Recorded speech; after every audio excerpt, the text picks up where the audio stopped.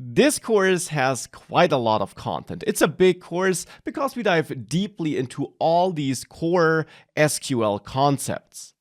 Now, this course section here is a course section where we summarize and also practice what we learned, but maybe you also reached this course section because you skipped the majority of the course, because we told you in section 1 of the course that this is an option, and you just want to get that quick overview of the key concepts and the key SQL language and syntax. And that's also fine, because that's also what this section is there for, as an alternative for going through the entire course, if you just want a general overview without diving into all the details, or as a summary and practice section if you did go through the entire course up till now.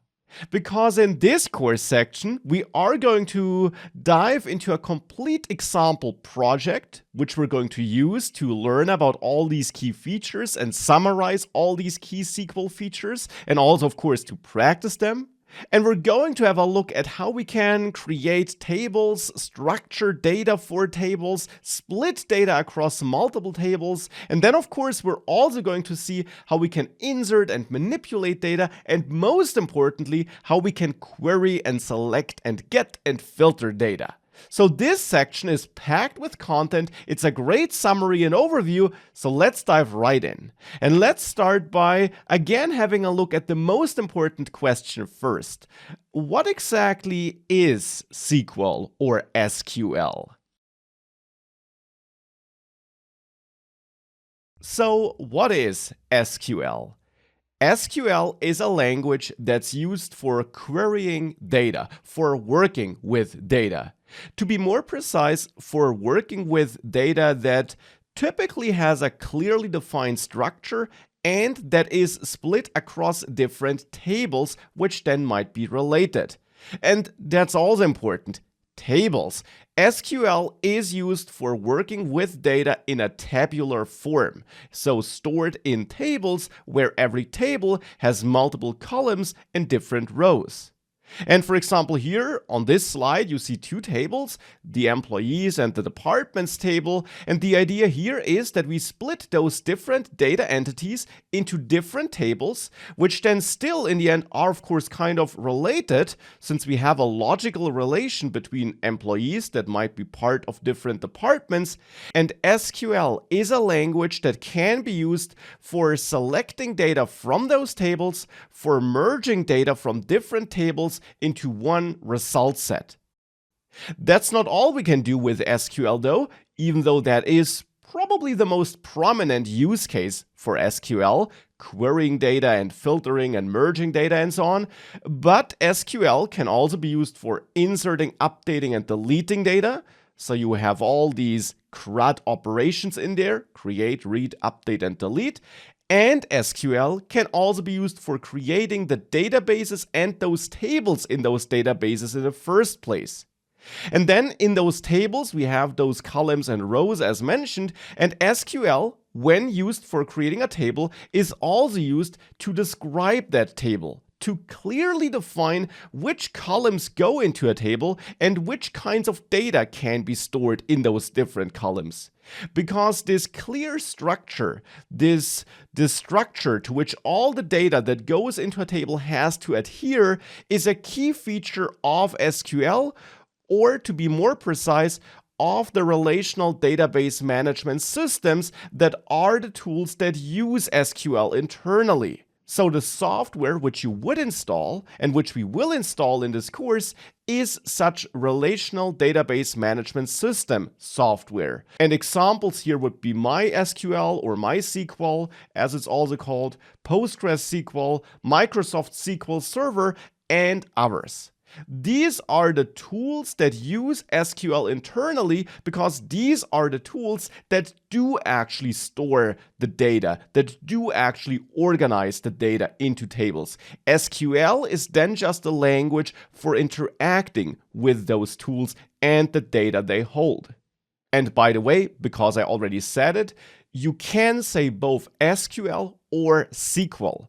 SQL is the more official way of referring to it, since originally, in one of the first drafts for the SQL standard, it's a standardized language, SQL was an acronym for Structured Query Language, but this was dropped at some point and they just kept SQL as a name for the language as a whole, but it's also often called SQL, and indeed we will call it SQL for the majority of this course, simply because that flows a bit nicer, it's a bit easier to incorporate into sentences, and out there in the wild you will hear both SQL and SQL, and it means the same thing, it means this language.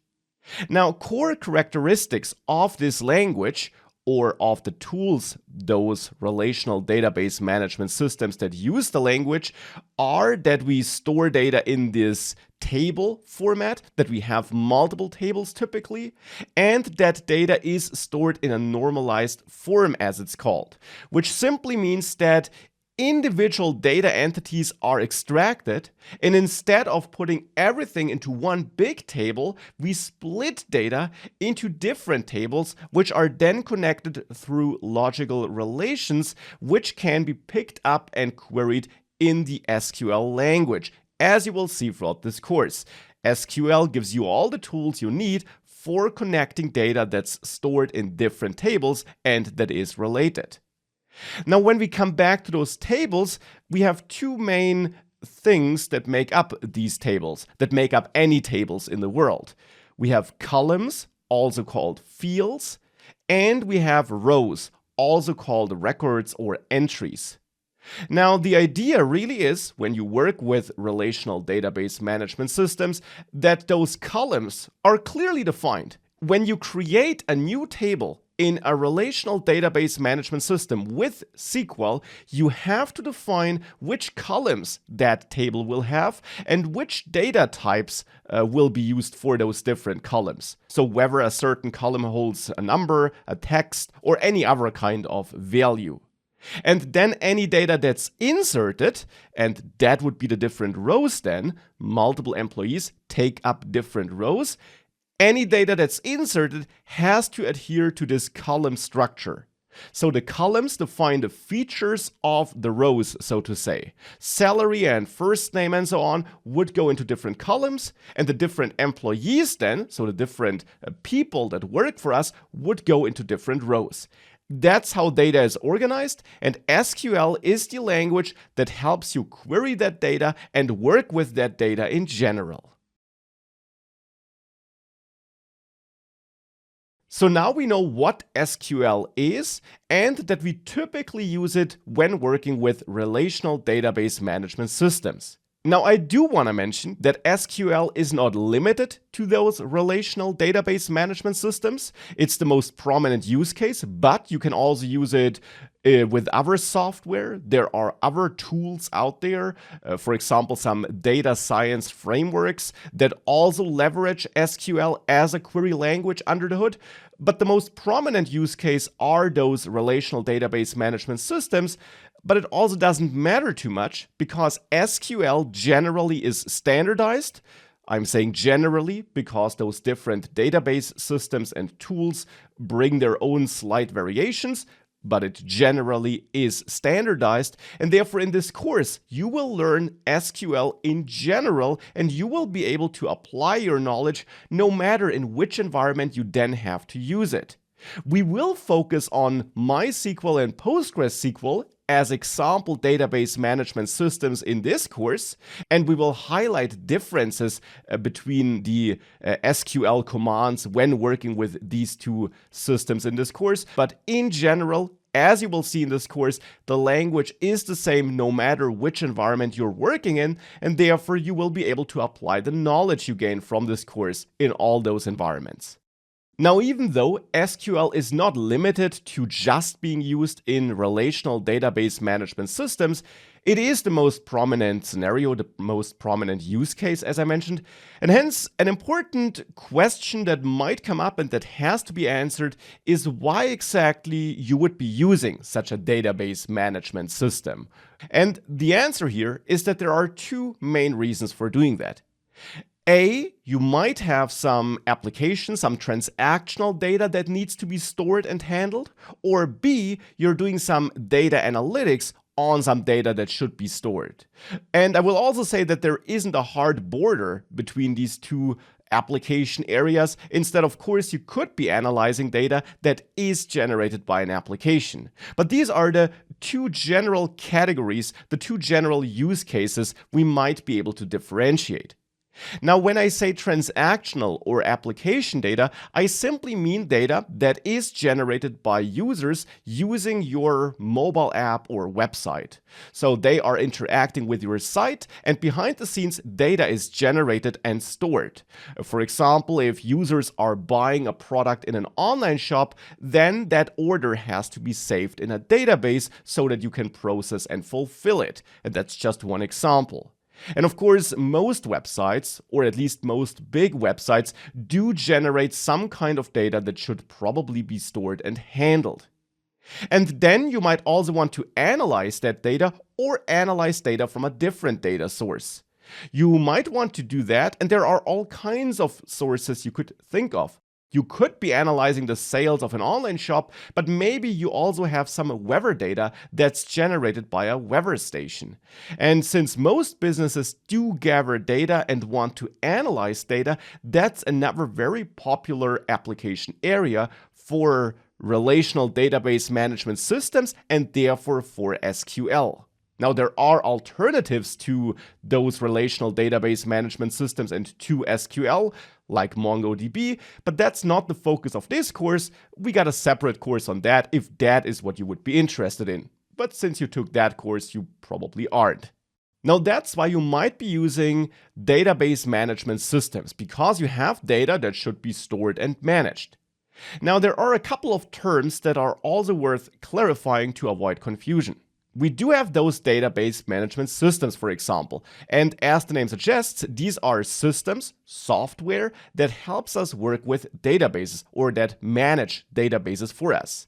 And indeed, if you install such software, as we will do in a couple of minutes, you get software that gives you a database server, also sometimes called a database cluster.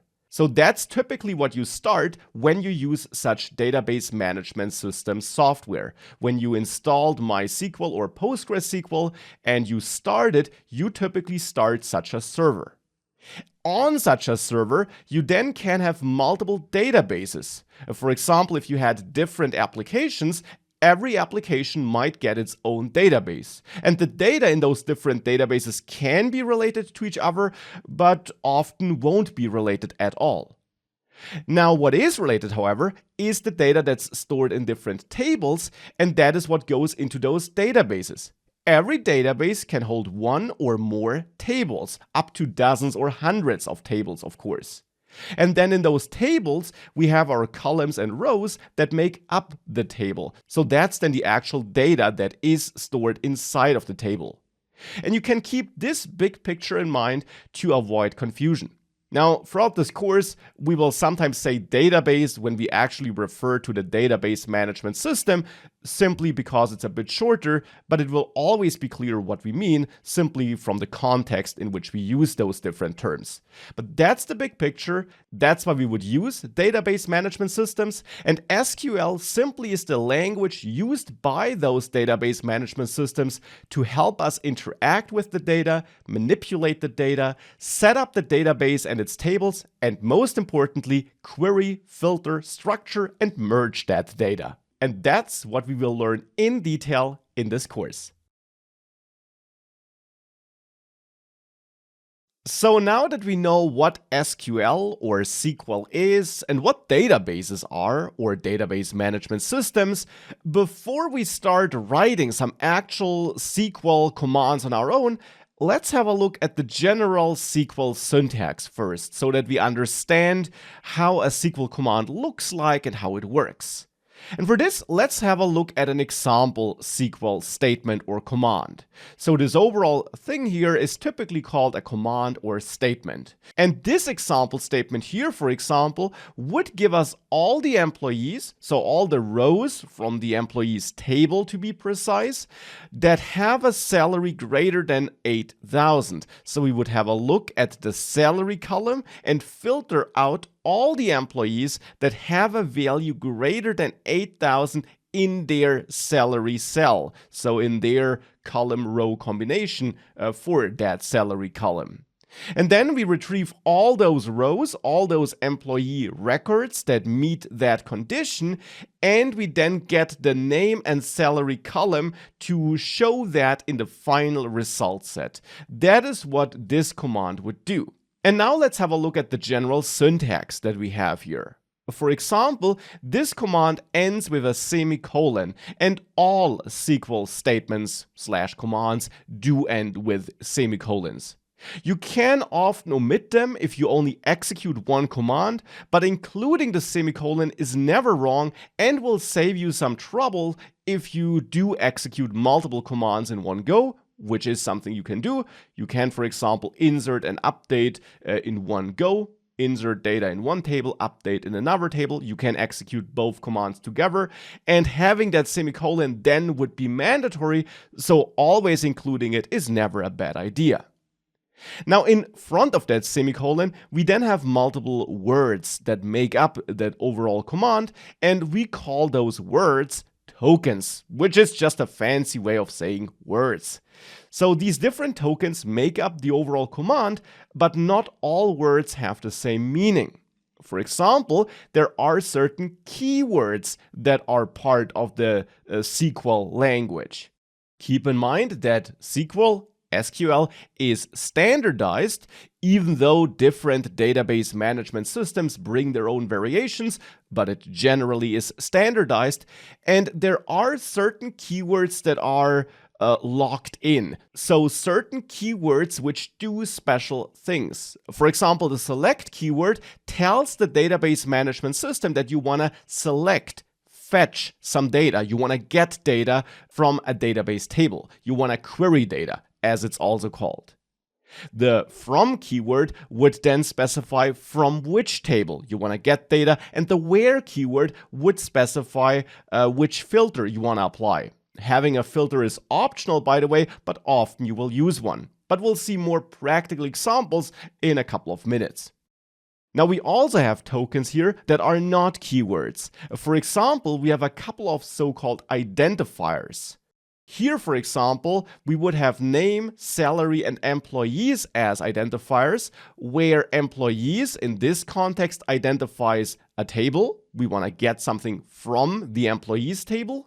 And name and salary in the where part here and in the select part in the beginning do identify columns from which we want to get data or which we do want to use in our where condition. So these are so-called identifiers. Now, that's still not all we see here, though. We also have greater than 8,000, but before we come to that, there is another term, another thing you should know about, and that's the term clauses. In this overall SQL command, this SQL statement that is made up of those tokens and identifiers and keywords, we have different clauses.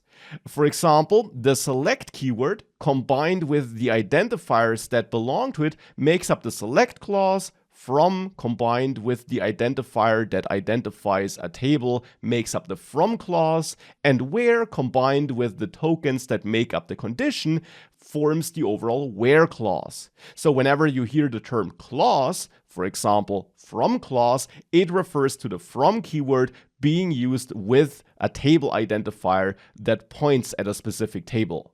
By the way, in case this is overwhelming right now, you will hear these terms over and over again throughout the course, and the more you work with SQL, the more you will get familiar with them. You don't need to memorize this by heart right now, you just should maybe keep this slide in mind so that you can come back to it whenever you hear the word clause and you're not sure anymore what it meant. Now, that being said, we're not done though, because we also have the greater than sign and the 8,000. Now, the number 8000 here is a so-called value or expression, because we don't point at a specific table or column or anything like this. Instead, we're saying, hey, I want to have this fixed value, in this case, as part of this where condition. You can also use values or expressions in other parts, and we'll dive deeper into that later in this course, and of course in the different sections that make up the whole course. But you use such values, for example, when filtering for certain records that should meet a certain condition. Well, and when we talk about filtering, there we also need operators like this greater than sign that allow us to define what our condition is. For example, that we're looking for salaries greater than 8000. You also have other operators. You can look for equality and inequality and so on. But again, we will see examples for that throughout the course. And that's the general SQL syntax you should be aware of. Now, of course, as mentioned, we're going to write many SQL commands together over the next minutes, but this is how SQL will work. And before we write any SQL commands together, let's now set up an example database management system so that we have a database with which we can work and against which we can run our SQL commands. If you want to follow along with this course and with the commands you will learn about over the next minutes, you should of course have some database server to be precise, against which you can run these commands, so where you can create tables and store data. Of course, you can also just watch the videos without following along, but if you do want to follow along, here's the setup we will use over the next minutes. We will install a database system server. PostgreSQL and MySQL are the example database systems we use for this course, so that's what we will install. And then these database systems, this software which we install, gives us that database server which we will be able to start and which needs to be up and running for us to talk to it and to interact with it and store data and so on. And we will also have a client software, which we will also install, that allows us to interact with that server. So the actual software where we will insert and enter our SQL commands, which will then be sent to the server for the server to really execute them and do something based on them. So we will have this client-server communication. Now, as mentioned, for the server, we will use MySQL and PostgreSQL for this course. When it comes to the client, MySQL and PostgreSQL actually come with their own clients, which we could use. So there's a broad variety of clients we could use. But in this course, we will actually use a third-party software, an extension for Visual Studio Code to run commands against the database management servers. And the reason for using this extension in Visual Studio Code, which is a coding editor, which you would use for programming in other languages as well, is simply that this makes recording the course way easier because we can see these commands with some highlighting. Keywords are highlighted, for example, and we can also store these commands in files, which then makes it possible for us to make these files available to you so that you can also download the commands we executed and try them on your own, compare them to your commands in case you're facing any errors, and so on. So you could use different clients, but we will use this Visual Studio Code extension. And therefore, we got a couple of things to install. We have to install the database systems, and we have to install Visual Studio Code with that extension. Now, if you want to follow along, we do have a separate video that shows you this exact setup, so MySQL and PostgreSQL with this Visual Studio Code extension, through which you can go to have the setup we will use in this video here. We didn't include it in this video to not unnecessarily bloat the video, and therefore below the video, in the video description, you do find a link to this extra video in case you want to go through that setup and follow along with the exact same setup we have here. Alternatively, you could of course also just Google for MySQL installation and then go through the installation instructions you find here on the official webpage. For MySQL, however, you want to make sure that you're using the Community Edition, which you find on the Downloads page down here. So you want to use that Community Edition because that's free, and you want to download that server, and maybe also the MySQL Workbench, which is a graphical user interface for interacting with that server, and that shell, which is also a client you could use instead of Visual Studio Code and the editor. And you can also, of course, install PostgreSQL on your own without any extra instructions by simply Googling for PostgreSQL installation.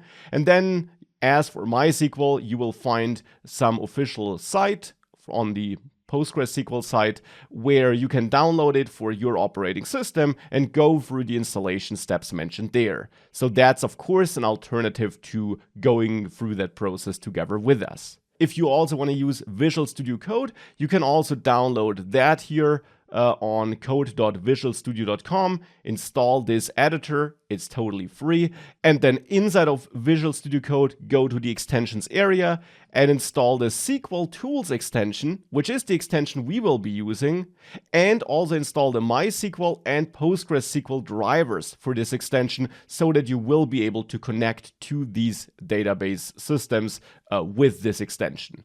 And then you will have the same setup as we have it here for this course. And with that out of the way, now assuming that we are all set up, let's finally dive into the example for this project here, and let's start writing some SQL commands. Now, as mentioned before, for this section, we will have an example project, simply so that we have some dummy project for which we can create our dummy data and with which we can work.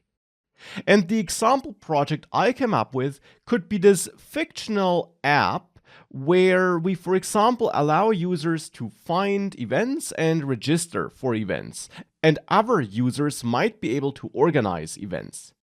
Now, this app doesn't really exist. It's fictional. There is no code for it because this course is not about programming such an app. We do have different courses on that, like the Flutter course and so on.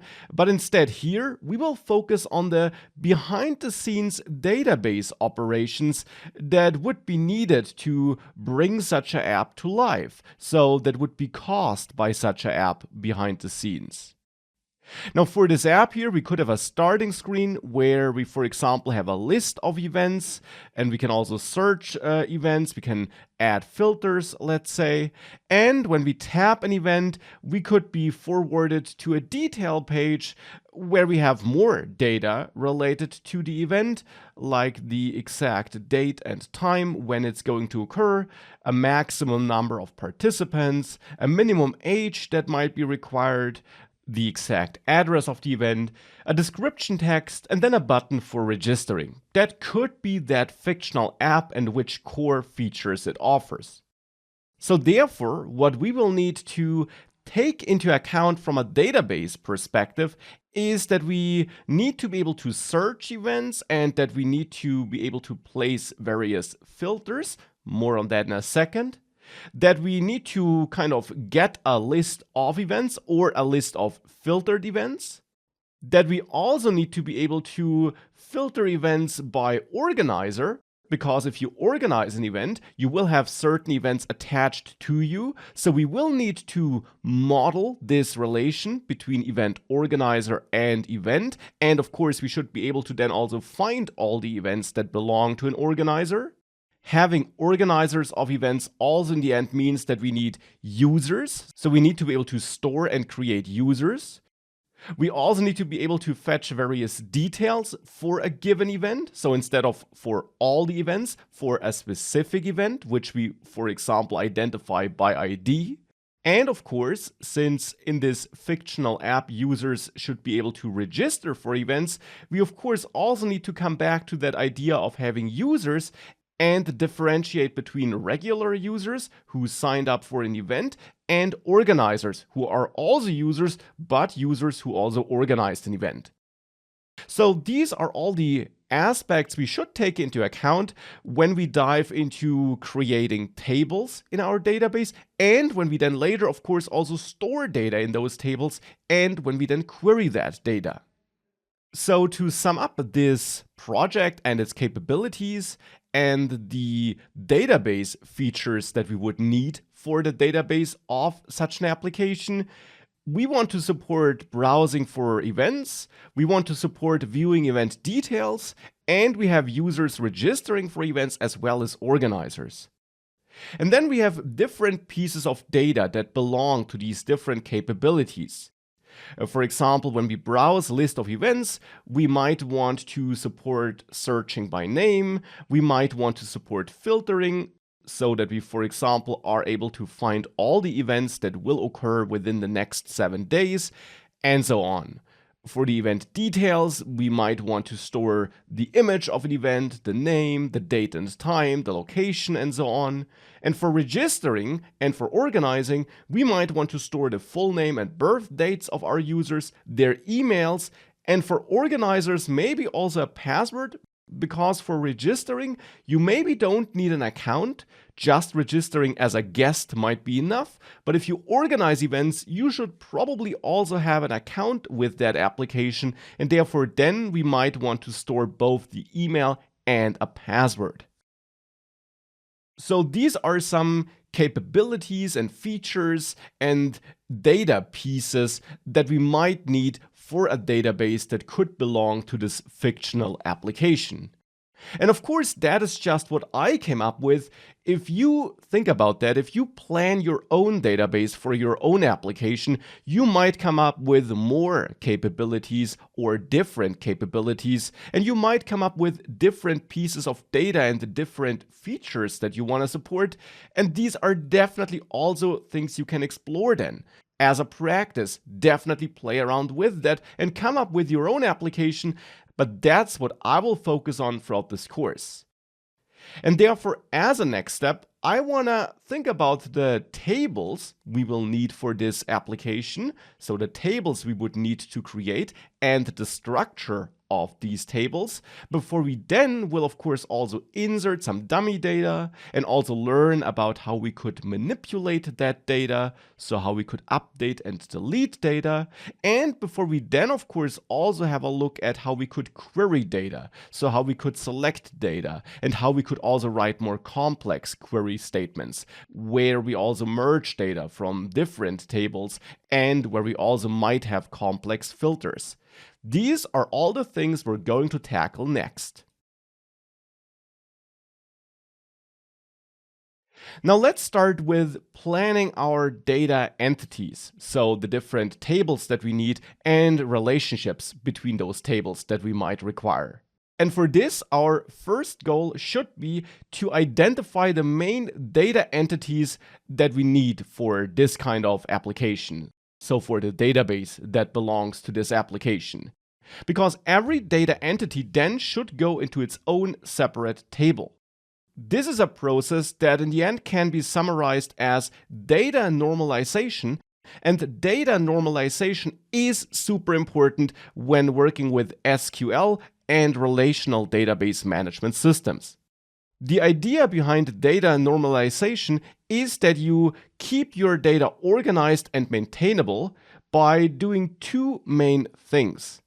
First, you want to avoid having compound column values, which simply means that instead of having a single full name column that contains both the first and last name in one cell, you would prefer to have two columns, one for the first and one for the last name.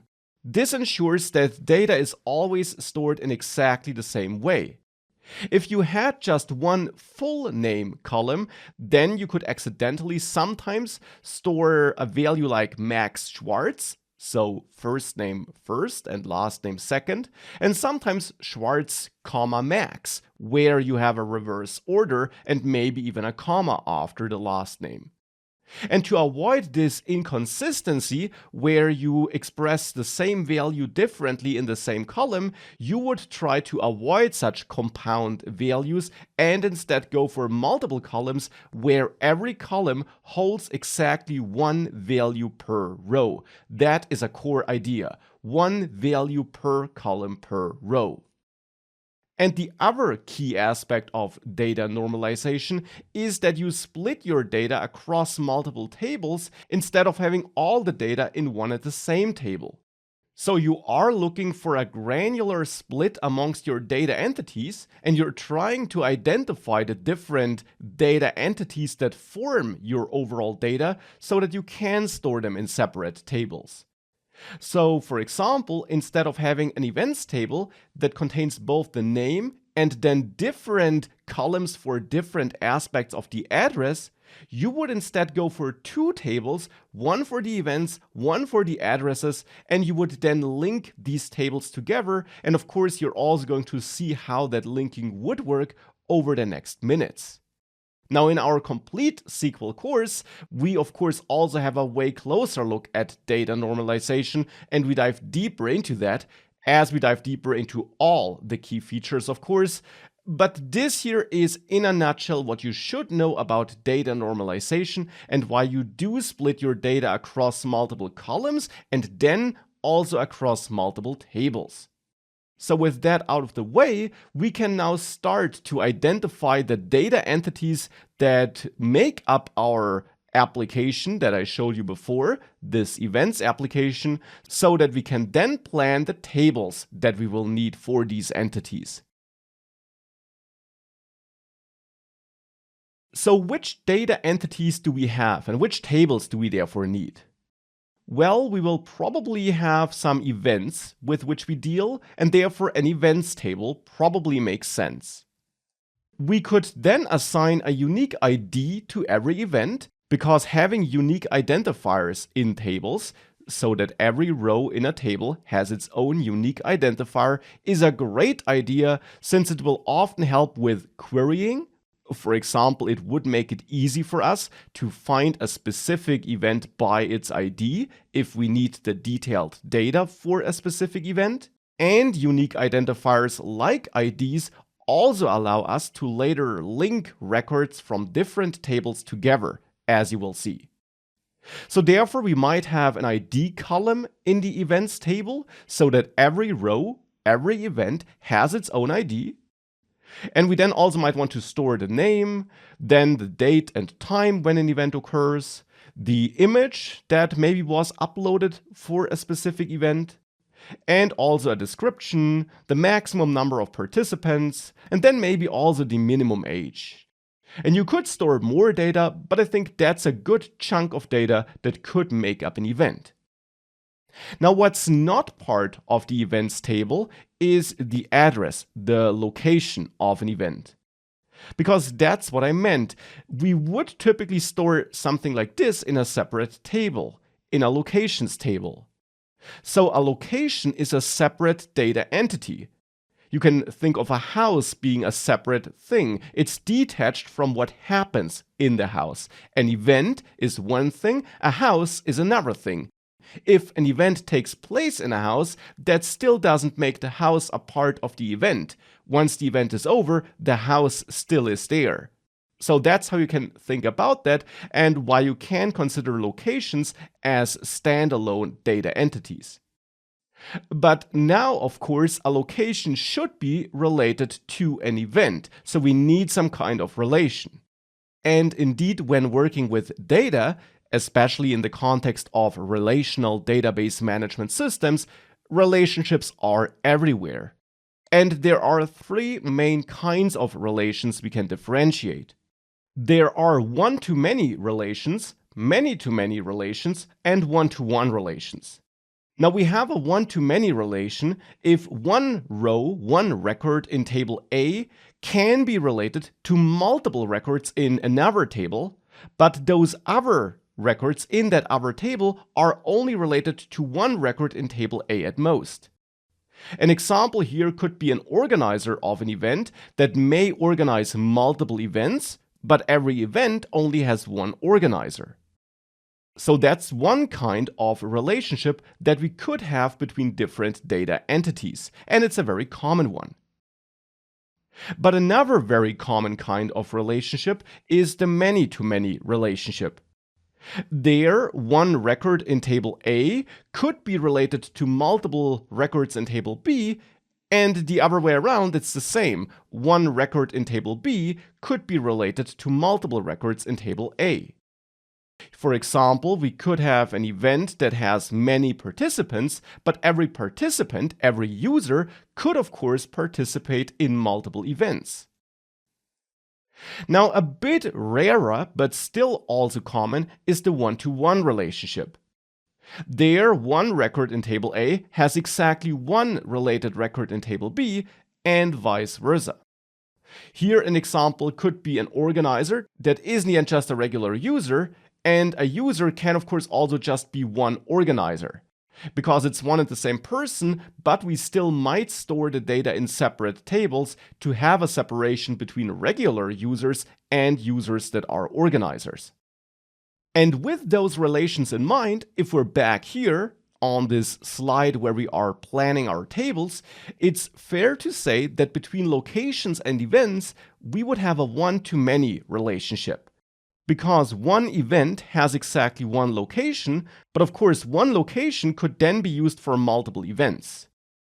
And with that in the locations table, we then again might add an ID so that every location has a unique ID that can then help us with setting up these relations later. And we might have a title of the location if it has a specific name. And then most importantly, the street, the house number of that location in a given street, maybe a postal code, and then of course probably also a city. Maybe even a country, but for simplicity reasons, we'll ignore the country here and just focus on the city. Now we could add the city as a column in the locations table, but we could also treat that as a separate table. We could manage our cities in a separate table. Why might we want to do that? Well, for one, it's probably fair to say that a city is a separate data entity, if you think about it. And B, and that's also an important reason, we might want to standardize our cities so that it's always Munich and never MUC, which is the shortcut for the airport in Munich, or anything like this. And therefore, we might want to manage our cities in a separate table and then link our locations to that table, again with a one-to-many relationship. Because one location belongs to one city, but one city, of course, can host multiple locations. And every city then could simply be a name, and we might not even have a separate ID column here. We could add one, but we might not even use one. Instead, the name will be a unique identifier, but still we have that simple separate table. For the same reason, you could also add a separate streets table, but for simplicity here and to not make this too complex here, I'll keep the street in locations. We also might not worry too much about different ways of writing the same street, but I will outsource cities into a separate table. Now, another table we might need could be a tags table so that we can assign tags to our events. Of course, we could have added a tags column to the events table, but of course, one event then often will have multiple tags. And we might want to standardize those tags, just as we wanted to standardize the cities. And in addition, we want to avoid compound values in our column cells. So if we had a tags column in the events table and one event had multiple tags, of course that would have been multiple values for a single column in a single row. And that is what we typically want to avoid. Therefore, we might add a separate tags table, and that tags table would be related to events through a many-to-many relationship. Many-to-many because one event can have multiple tags, and one tag can be assigned to multiple events. And then we could simply again store the name of a tag in that tags table. But having that separate table gives us that normalized data. So as you can tell by now, we already got a couple of tables for storing the events. Now, of course, we also have users, because users can sign up for events. And therefore, we have a relation between events and users, because one event can have multiple participants, multiple users that signed up for it, and one user can, of course, also sign up for multiple events. And for every user, we again might have a unique ID, then maybe the first and the last name, the birth date, and the email address, let's say. Of course, some users also are organizers. And to also reflect this fact in our database, we could add a separate organizers table, which is related to users through a one-to-one relation, because if a user is an organizer, there is only one entry in the organizers table for that user, and on the other hand, an organizer is only related to exactly one user. And therefore, we just store some extra data in the organizers table, which is not stored for regular users, and that would be the password. So since we have the relation, an organizer in the end gets all the user data, because an organizer is related to a simple user, but we also store the password in addition.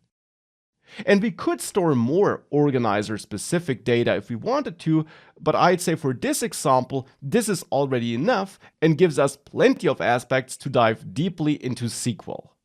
Last but not least, it is of course important to recognize that organizers are also related to events through a one-to-many relationship, because one event has exactly one organizer, but one organizer could be organizing multiple events. And therefore, that's now the database structure I want to implement together with you. These are the tables we will set up, and for that, we will of course create the tables, create the columns, pick appropriate data types for the different columns, and then insert some dummy data and play around with that data, and run a couple of queries, including some more complex ones, to learn how we can use SQL. So it's finally time to get our hands dirty. And for this here, I'm in Visual Studio Code. I got that SQL Tools extension installed and installed the MySQL and PostgreSQL drivers. And, that's also important, I got my MySQL server up and running and my PostgreSQL server up and running. And then you can add a new database connection here to connect to these databases. I showed how this works in the setup process. And once you did that, we can start writing some commands. And the first command I want to execute is the command for creating a new database, because you can do that with SQL as well. You can not just run queries to insert data, you can also administrate the database with SQL. Though that's not the focus of this course, but creating a database is still something you should know how it works. For this, I'll add a new file here, and I'm storing the different steps in different files, simply so that I can make these commands available to you. And I'll name this first file 01create-database.sql. The extension is kind of important because this will then be recognized automatically by the SQL Tools extension, and we can then click on this button here to run the command which we are about to write here. And the command which I do want to write here is the create database command. And this does what the name implies. It creates a new database. And now you just need to add the name of the database. So the identifier of that database that you want to create here after create database. And I'll simply name it my events. You could use your app name here if you had one, just like that. And then a semicolon. Now, regarding the naming here, the convention is to use lowercase names, and if you have a name or a word that's made up of multiple words, you don't add a white space. This would cause an error because this would then be identified as two tokens, as two identifiers. Instead, you use an underscore to combine these separate words into one word again. So that's how you name your databases, but later also your tables and your columns. That's the naming convention. And then we can run this against the active connection which in my case here was Postgres. But if I quickly switch to MySQL by clicking on it here and I run it here, that also works, as you can see. So now that database was created. Now, the connections which we have here are actually connected to a specific database, and that's not the database we just created. Therefore, now that I did add a new database, here in this extension, I have to edit my connection and actually switch to a different database. In this case, the my_events database. I do that here for MySQL, save that, and then connect again. And I do the same for PostgreSQL. I edit the connection, swap the database name for the name of the database I just created. And then, of course, I also save this and connect to that. We only need to do this once. Now that we created the new database, we of course don't have to do this after the other commands which will execute. And with that, we already did the first important thing. We created a new database.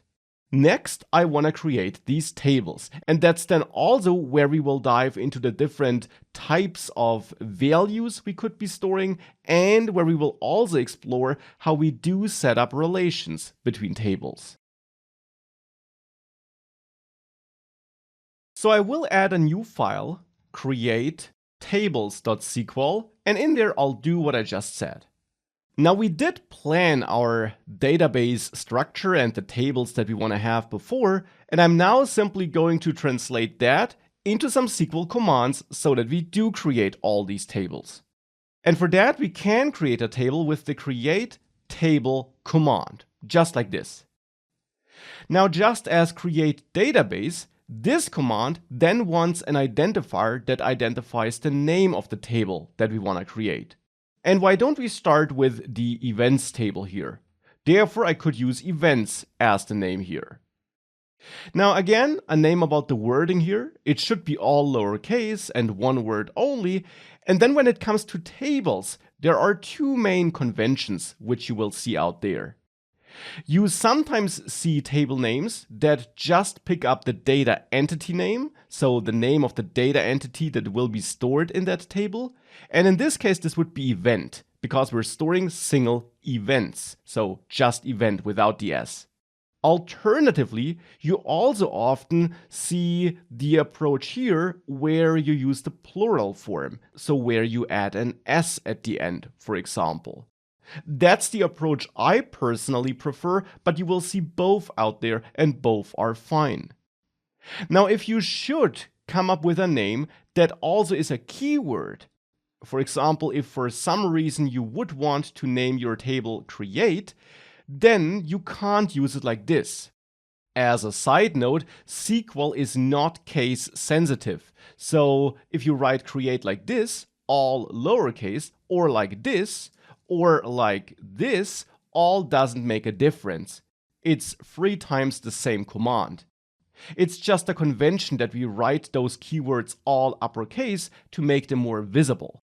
But you would still have a naming clash even if you write it lowercase, because there technically is no differentiation.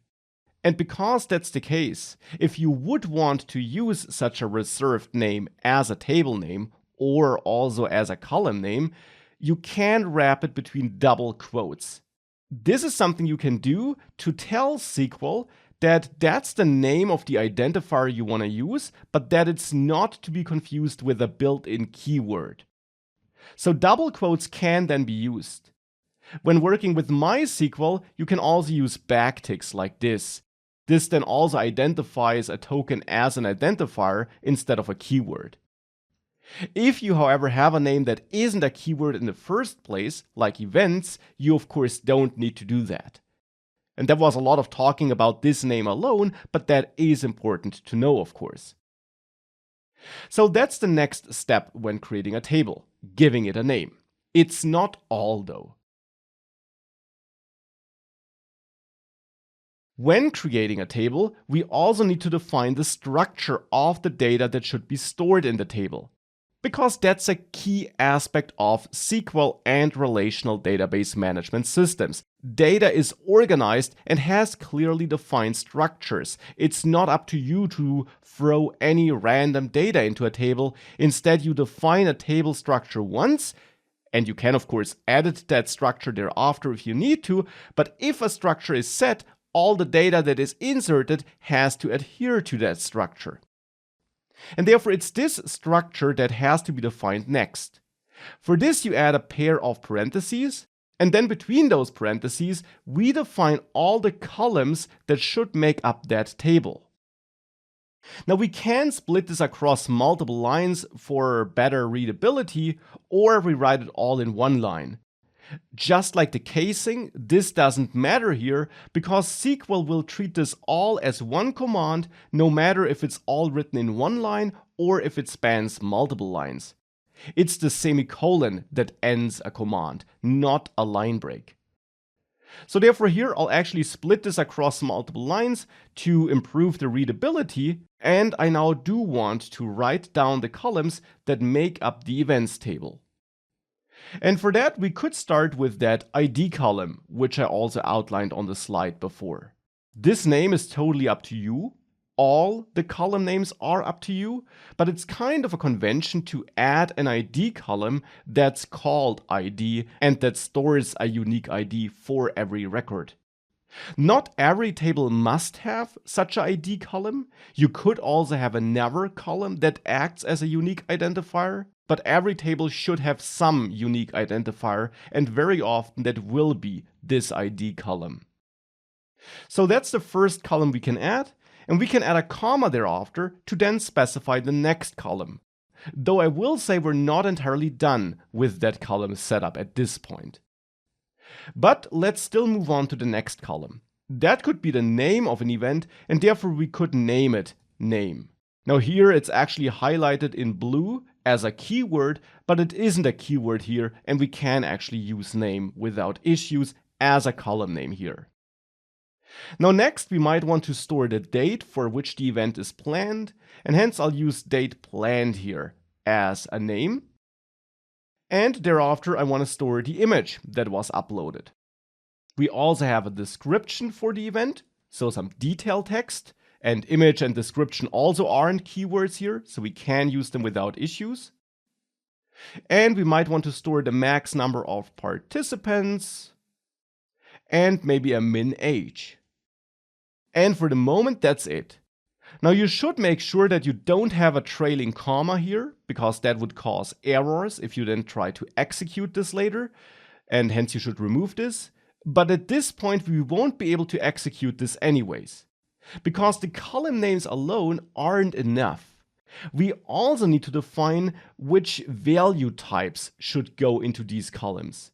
Because it's not just the number and names of the columns that are set up in advance, it's also the types of data that can be stored in these columns that have to be set up in advance. And therefore that's what we'll do next. Now when it comes to data types, SQL has a lot of supported data types, though the exact names and the exact number of supported value types always depend on the relational database management system or the software in general that you are using. For example, PostgreSQL and MySQL don't have exactly the same supported value types. That being said, there are some value types like varchar, text, int, numeric that are supported in basically all SQL environments. The same is true for date and timestamp. We also see Boolean quite often. Now, here is an overview. We're not going to use all these types right now, and if you want to find out which value types are supported by a specific database management system, it's always the best idea to dive into the documentation of that database management system. If you search for PostgreSQL data types, for example, you will find a link to the official docs, and you might want to select the latest version then, the current version. And there you find a list of all the supported data types. And here it's a pretty long list because there also are a lot of niche data types which you will probably rarely use. But there, for example, are the numeric data types, which are useful for storing different kinds of numbers. The difference between these types is the range of numbers that can be stored. And then for numbers with decimal places, there also are differences regarding the precision. We dive way deeper into that in the full course. For the moment, we just need to know that there are different types, and we'll see some types in a couple of minutes.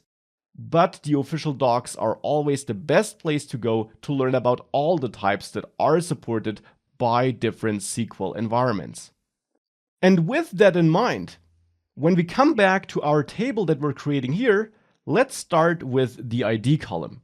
What's the type of that column? Well, it should be a unique identifier. And there are different kinds of unique identifiers you could come up with. For example, we could simply have incrementing numbers, so that the first record has an ID of 1, the second record has an ID of 2, and so on. We could also have strings here or anything like this. For SQL, it is quite common to use incrementing integers here.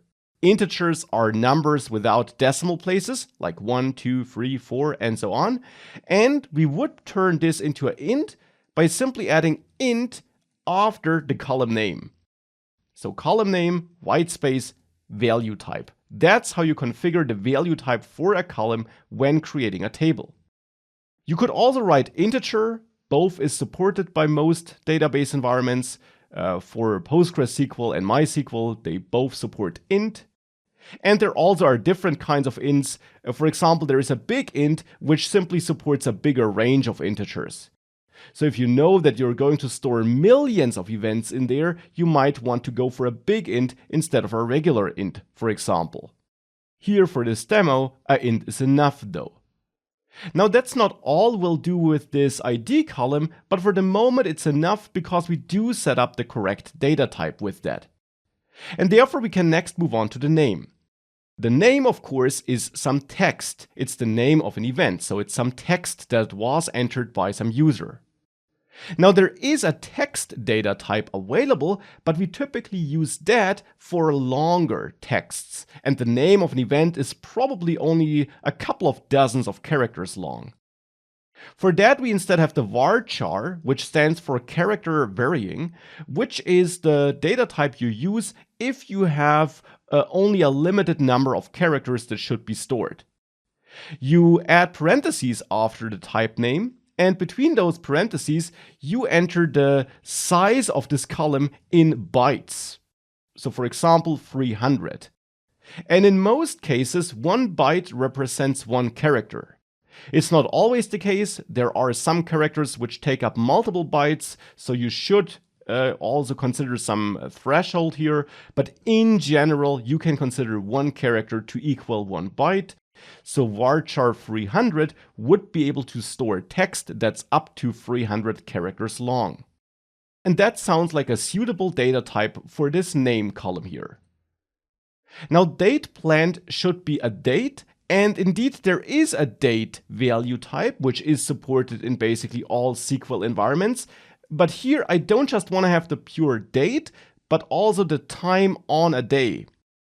And for this, we instead can use the timestamp data type, which is also supported by MySQL, PostgreSQL, and most SQL environments. Timestamp stores both the date and the time of the day, and that's what I want here. Now, the next part is interesting though. That's the image. How do you store a file in a database? When it comes to storing files in databases, the simple rule is that you don't store files in databases. For example, when you have a website, a web application that's running on a server and that's talking to your database server. So for example, when you're building a social network application, you have a social network website and a database that belongs to it, then you might have a users table there and a posts table and other tables. And users of that website might be uploading files. For example, profile images or images that belong to posts. And you might then wonder how these files should be stored. And as mentioned, the simple rule is that you don't store the files in the database. Because a database is a system, a tool for storing pretty simple primitive data, text, numbers, and so on. Now, files, which are chunks of bits and bytes, would not fit into a database. You can't query them, they take up a lot of space, and they might slow down your database. That's why you don't store files in the database, but instead on a file system, on a hard drive. A hard drive that might be part of that web server. And you then only store a path to that file, which therefore then is just some text, in the database. So that's the only thing you store about a file in a database, the path to the file. And therefore here, for the image, what we would store in the database, again, is a varchar. So that's the data type we need here, because we'll just store some text here, the path to the file. And now the number of characters we want to reserve here and we want to allow here simply depends on the length of that path we would expect. So maybe 300 is enough, maybe you need 1000, maybe 50 is enough. That comes down to your use case. Here I'll go for 300, but it's up to you. Now let's continue with the other columns here. For example, the description. The description again is some text, but unlike the name or the image path, this could be longer text. We don't know in advance how long it will be, and we might not want to restrict our users. For this we have the text data type, which we can use. That's the perfect data type if you have long text where you can't predict the length. Now, when it comes to the maximum number of participants, that again is a number. Now, we have various numeric data types as you saw before, but here it could again be an integer. Simply because we're not going to have 5.89 participants, but we have 5 or 6 or 20. So we have a whole number as a maximum number of participants, and hence int is the right choice. Big int is probably incorrect. It would just reserve some extra space in our database and hence make our data bigger than it actually is, even though we don't need it. We're probably not going to have events with multiple millions of participants. And if we do, we probably didn't have a max number of participants in the first place. Now for min age, it's the same. That's an integer because we have a minimum age like 18 or 19 or 15, but probably not 17.8. And therefore that could be the value types we need here. Now in the full course, we also have a more detailed look at the other value types and how they work, but for this example and this section, this already is a good mixture of important data types and it shows us how we use them. Still, we're not done with the configuration of that events table. Having the column names and the data types is super important, but it's still not all. In addition, we often need to add certain constraints, as it's called. Constraints allow us to control which values might be stored in a given column.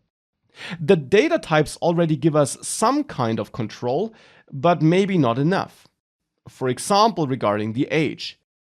We know that an integer should be stored, but at the moment we could store an integer like -1. By the way, that is how you add a comment here in your SQL commands.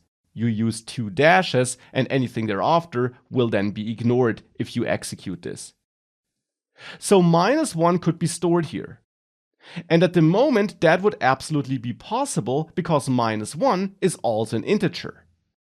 Now to avoid this, we could add a so-called check constraint by adding the check keyword here after the data type, but still when defining this column.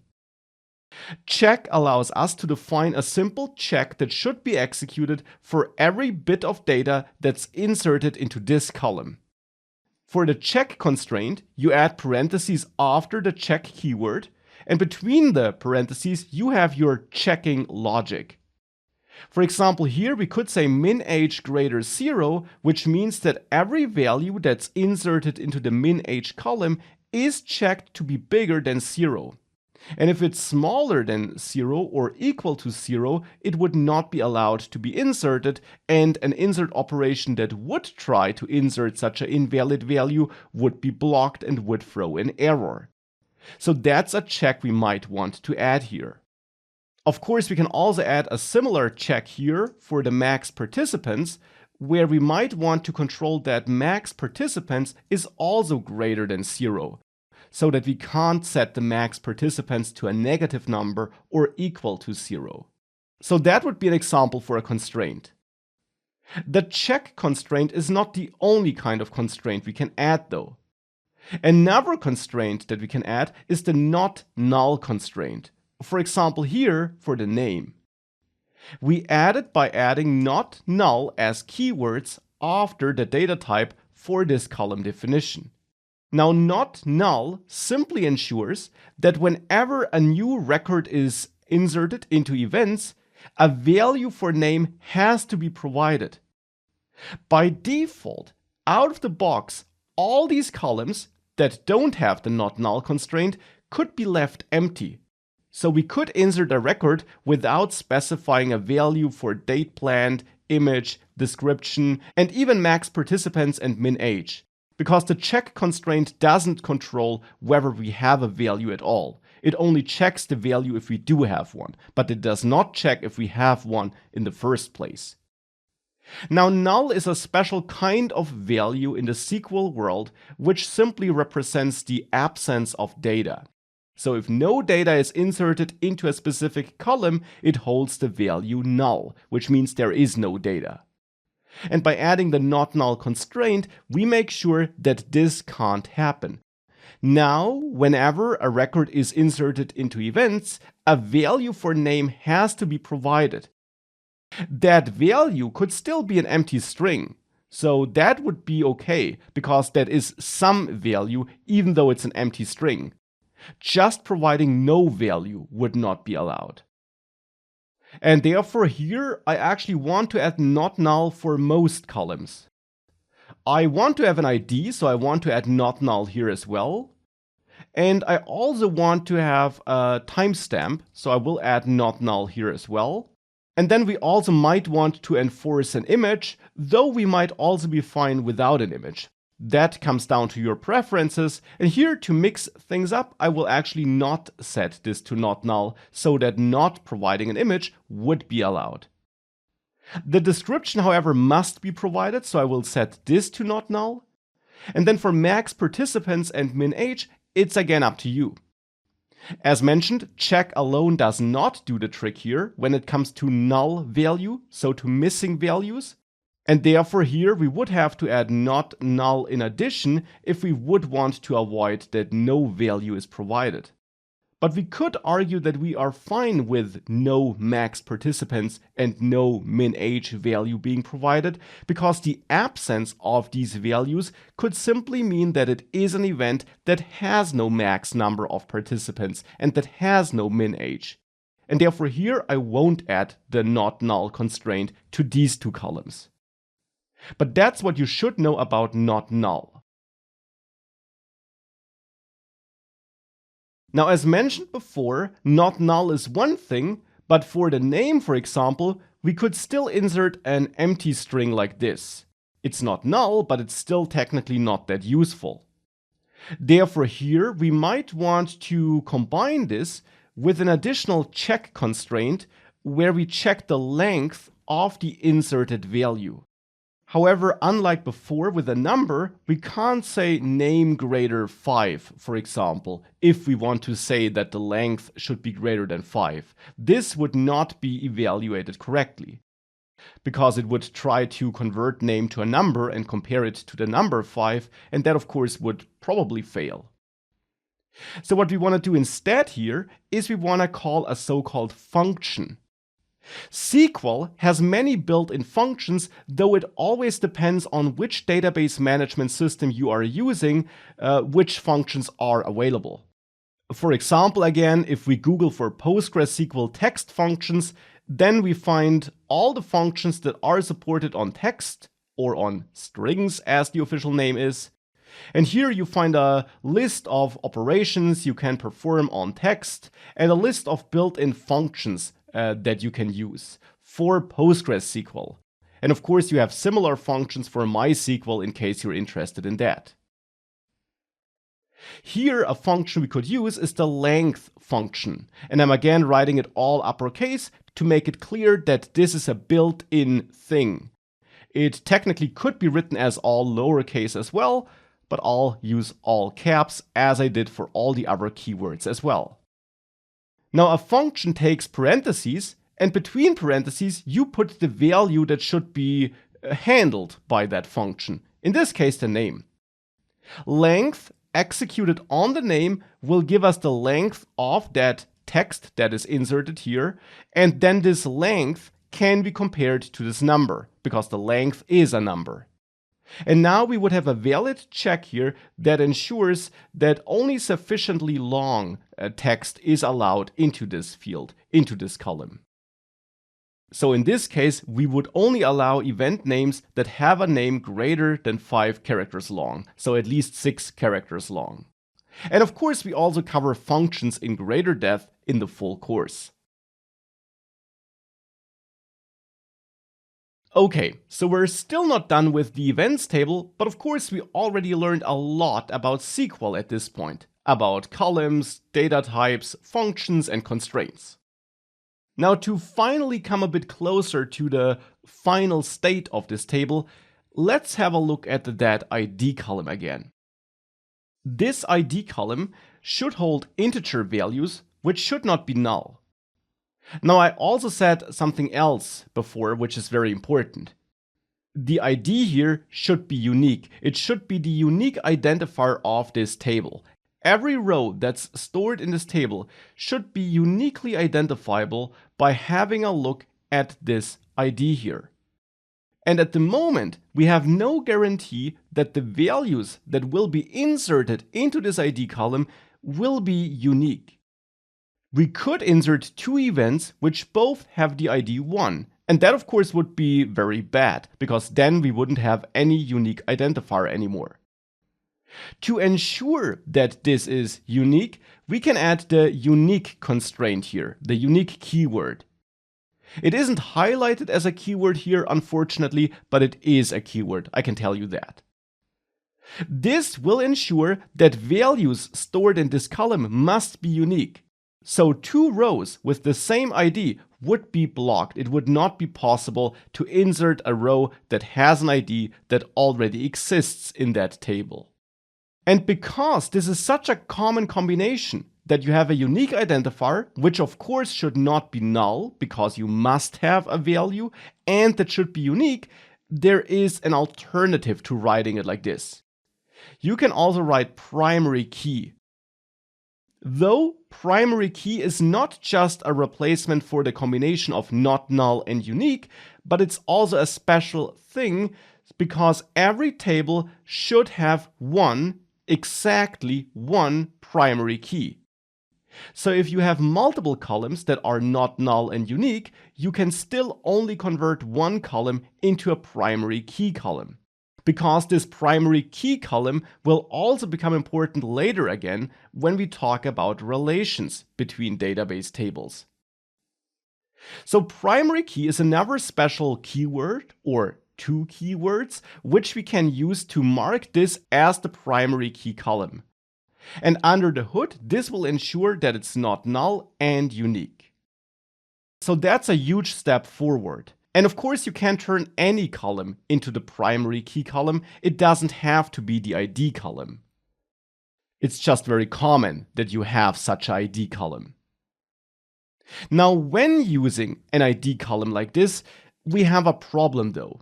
This would work and it would be unique, but we still would have to insert a unique ID manually for every event that's inserted. And that also means that we need to keep track of the IDs that already have been inserted before, which can quickly become super annoying. Now, therefore, we typically want to auto-generate that ID, so that whenever a new event is inserted, a new ID is assigned automatically, a new unique ID, I should say. And because that's such a common use case, we indeed do have a way for ensuring this automatic creation. When working with MySQL, you can add the auto increment attribute here. It's also not highlighted as a keyword, but it is one. However, only when working with MySQL.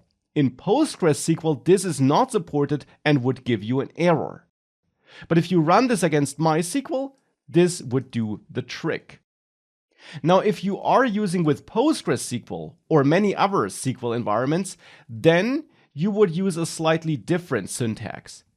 You would omit auto increment, and instead of int, you would use the special serial data type.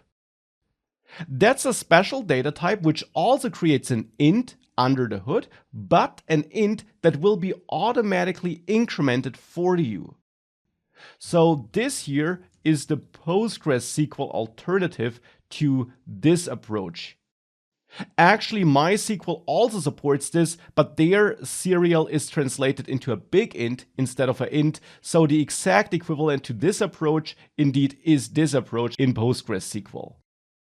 And with that, we now did finish our events table, at least if we ignore relations for now, because now we did set up all the core columns that we need and the different data types and constraints that define these columns. Now, before we dive into relations and on really working on this example application, I first of all want to work with that events table as we have it here, and then dive into some first SQL commands and queries that we can execute for inserting and fetching data before we come back to more table definitions. So therefore, what you should do now is you should make sure that you're connected to one of the databases. Here I have the PostgreSQL syntax for the ID, so I will connect to Postgres. And then run this on the active connection. And this should succeed. If you're getting an error, make sure you closely compare your create table statement to mine here, which you see here, and which you also find in the attached code. Then we can connect to MySQL if you're also following along on both platforms, and comment in that MySQL ID version and comment out the PostgreSQL one so that it won't be executed. And then we can run this against the active connection to also create that table in MySQL. And with that, we got the first table. Now we'll insert some dummy data and manipulate that dummy data and also start diving into some data fetching tasks. So now that we did create this events table, let's start inserting some data. For this, I'll add a new file, manipulate data.sql, and the goal is to insert data into the events table and also to change and delete it so that you see those commands before we thereafter also have a look at running query commands, so selecting data. Now that of course brings us to a very important question. How do you insert data into a table? And for this, let's assume that in this app that we might have built, a user created a new event. An organizer created a new event. And therefore, that app in the end talked to our servers, our computers, and basically triggered an action that should lead to a new event being inserted into our events table. And the command that would have to be triggered for that is the insert into command, which is followed by the name of the table into which you want to insert data. So therefore, of course, you have to refer to a table that has been created already, in this case, events. Now, after this table name, you can add a pair of parentheses, and between those parentheses, you can list the columns into which you want to insert data. So you are about to insert a new row, and now you have to define which values should go into which column of that row, and therefore you can now list those columns here.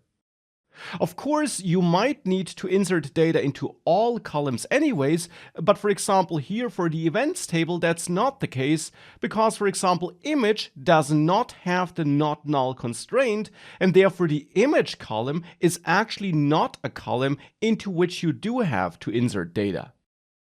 The ID column is also not a column into which you have to insert data because it will be managed automatically thanks to auto increment or the serial type. So the columns into which we have to insert data here, in this case, are the name column, the date planned column, and the description column, because these are the three columns that do have the not null constraint, so that must not be left empty. And therefore here, when I insert a new event, I can target these columns. The name column, then separated by a comma, the date planned column, and then separated by another comma, the description column. You simply list the column names here in any order of your choice, separated by commas. Now we also might want to insert data into max participants and min age, even though we don't have to, and therefore here we can also target max participants and min age. And just as before, you can split this across multiple lines. You don't have to, but you can, to increase readability, which is what I will do here.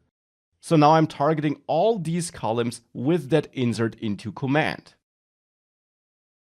However, that's not all. Targeting columns is nice, but we also need to provide the values that should be inserted. And for this, you add the values clause here, the values keyword. Values is also followed by a pair of parentheses, and now you provide the values for the columns you specified here in the same order as specified here. And of course, you need to provide appropriate values that match the value types expected by those columns. So for the name column, for example, we need to provide a varchar, so text or a string as it's also called. And you do create such a string in SQL with single quotes, opening and closing single quotes. And then between those quotes, you can have your text, like a first event. That's how you set up some text. And in this case, it can be any text of your choice. It just should be less than 300 characters long. Now for date planned, we need a timestamp. And how does a timestamp look like? Well, you can simply also insert text here for dates and timestamps, and if that text has a certain format, it will be treated as a date or as a timestamp by the database system. And the format you should adhere to is this one. You first specify the year, then separated by a dash the month, and then separated by a dash the day. Then, separated by a white space, you can specify the time in the 24-hour format. So for example, here we could say 16:30, and this would mean 4:30 p.m. You can also add another colon for seconds here if you want to, but that's not mandatory. And this would now insert this timestamp for this event. Now with that, we also need to provide a description, and that's again some text. It's not a varchar, but text, but that still is no difference here. When we insert it, we again use single quotes, opening and closing, and then any text of our choice. And again, for readability reasons, I will actually split this across multiple lines here. Again, this is not needed. But then here we can have our text, and the text here could be, this is the description of this first event. Like that. That could be the text which we want to insert here. Now the last two columns which I'm targeting are the max participants and min age columns. Both are int columns if you have a look at the column definitions again. And therefore we have to provide whole numbers without decimal places. And we could say here we want to have a maximum number of 20 participants, and the min age maybe should be 16 or 20 or whatever you want. I'll go for 18 here maybe. And that's how we could insert an event. And you can also insert multiple records in one go by simply providing multiple such values here separated by commas. So I can add a comma here after the first value and then add another value still between parentheses. And that could be my second event, which takes place in May, let's say, and then at 12:30. And then here, this is the description of the second event. And the max number of participants here could be 10. And maybe here we want a min age of 22. If you are inserting multiple values in one go, they all have to insert the same amount of columns though, because you define your column list for this insert into command once, and then all the values have to adhere to this column list here. That's something worth noting. If you want to insert two events with different columns, because for example the second event doesn't need a max number of participants, then you would need multiple insert into commands, which is also something you can do. Here I'm using one command though, and with that we can make sure that we are connected, for example to MySQL, and then run this. And this succeeds, and it will also succeed if I connect to PostgreSQL and run it against that.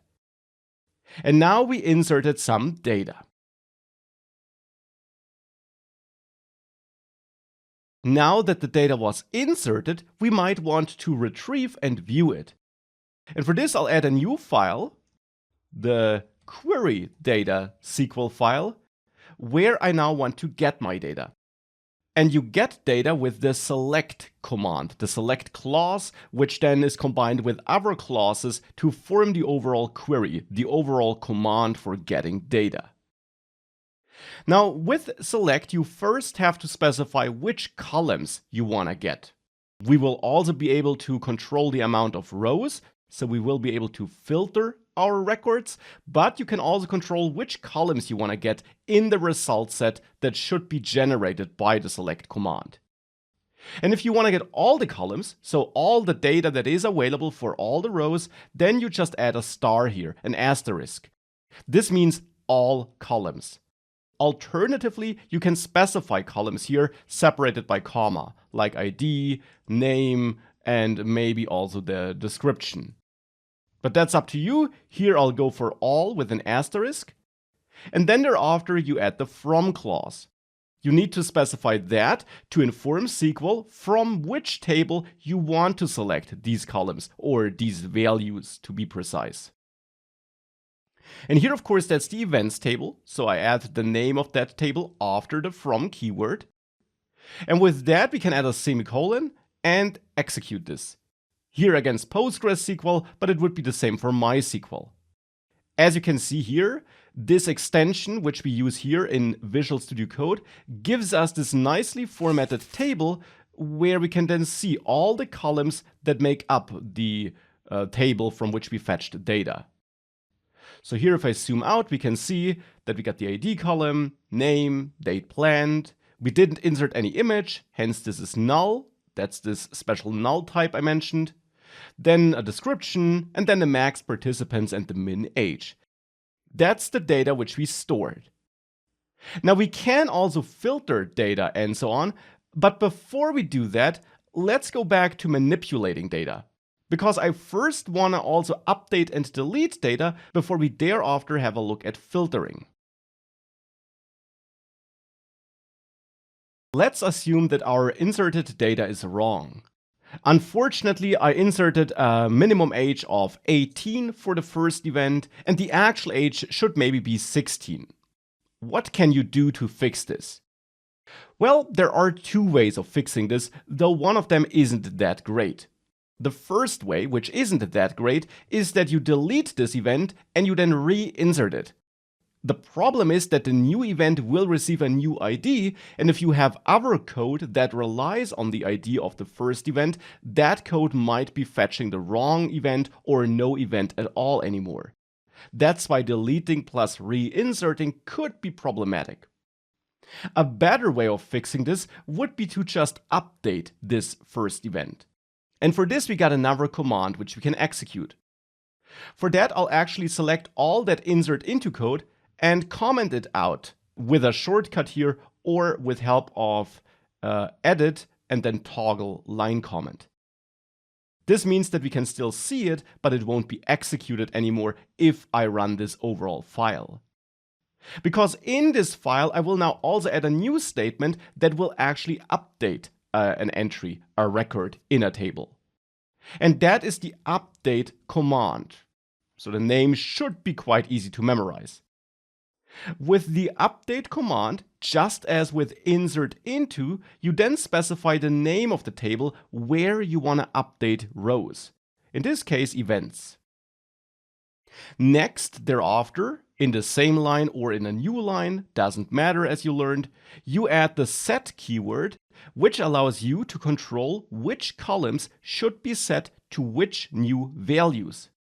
And here I could then set the min age column equal to 16, so that I switch from 18 to 16. If I wanted to update multiple columns, I could do that. You simply separate them with commas, and then you could also update the max participants, for example, if you wanted to do that as well. But here I don't need to do that, hence I'll revert it, and that's the update which I want to perform instead. But there's one problem with that. How would SQL know which event to update? At this point, we're not saying anything about that. And indeed, you can update multiple rows in a table in one go. But often you want to narrow down which rows should be updated, either to a few rows or to even just one row. And you can do this with the where clause, which we saw before already on some slides, and which we will see again in a couple of minutes with the select command to also select limited data. Here with update, you control which rows will be updated. And after where, you specify a condition for updating. Here, for example, we could be looking for an event with a specific ID. For this, if I quickly query all my events again, we can see that the first event has an ID of 1 and the second event has an ID of 2. So if you want to update the first event, we could simply say where ID equals 1. Now what's important here, if you have some background with other programming languages, is that in SQL, you check for equality with one equal sign, 2 or 3, as you have it in some other programming languages. It's one equal sign.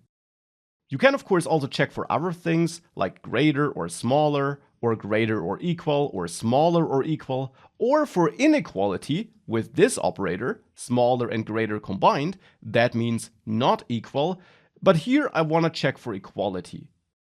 And with that, I'll update that first event.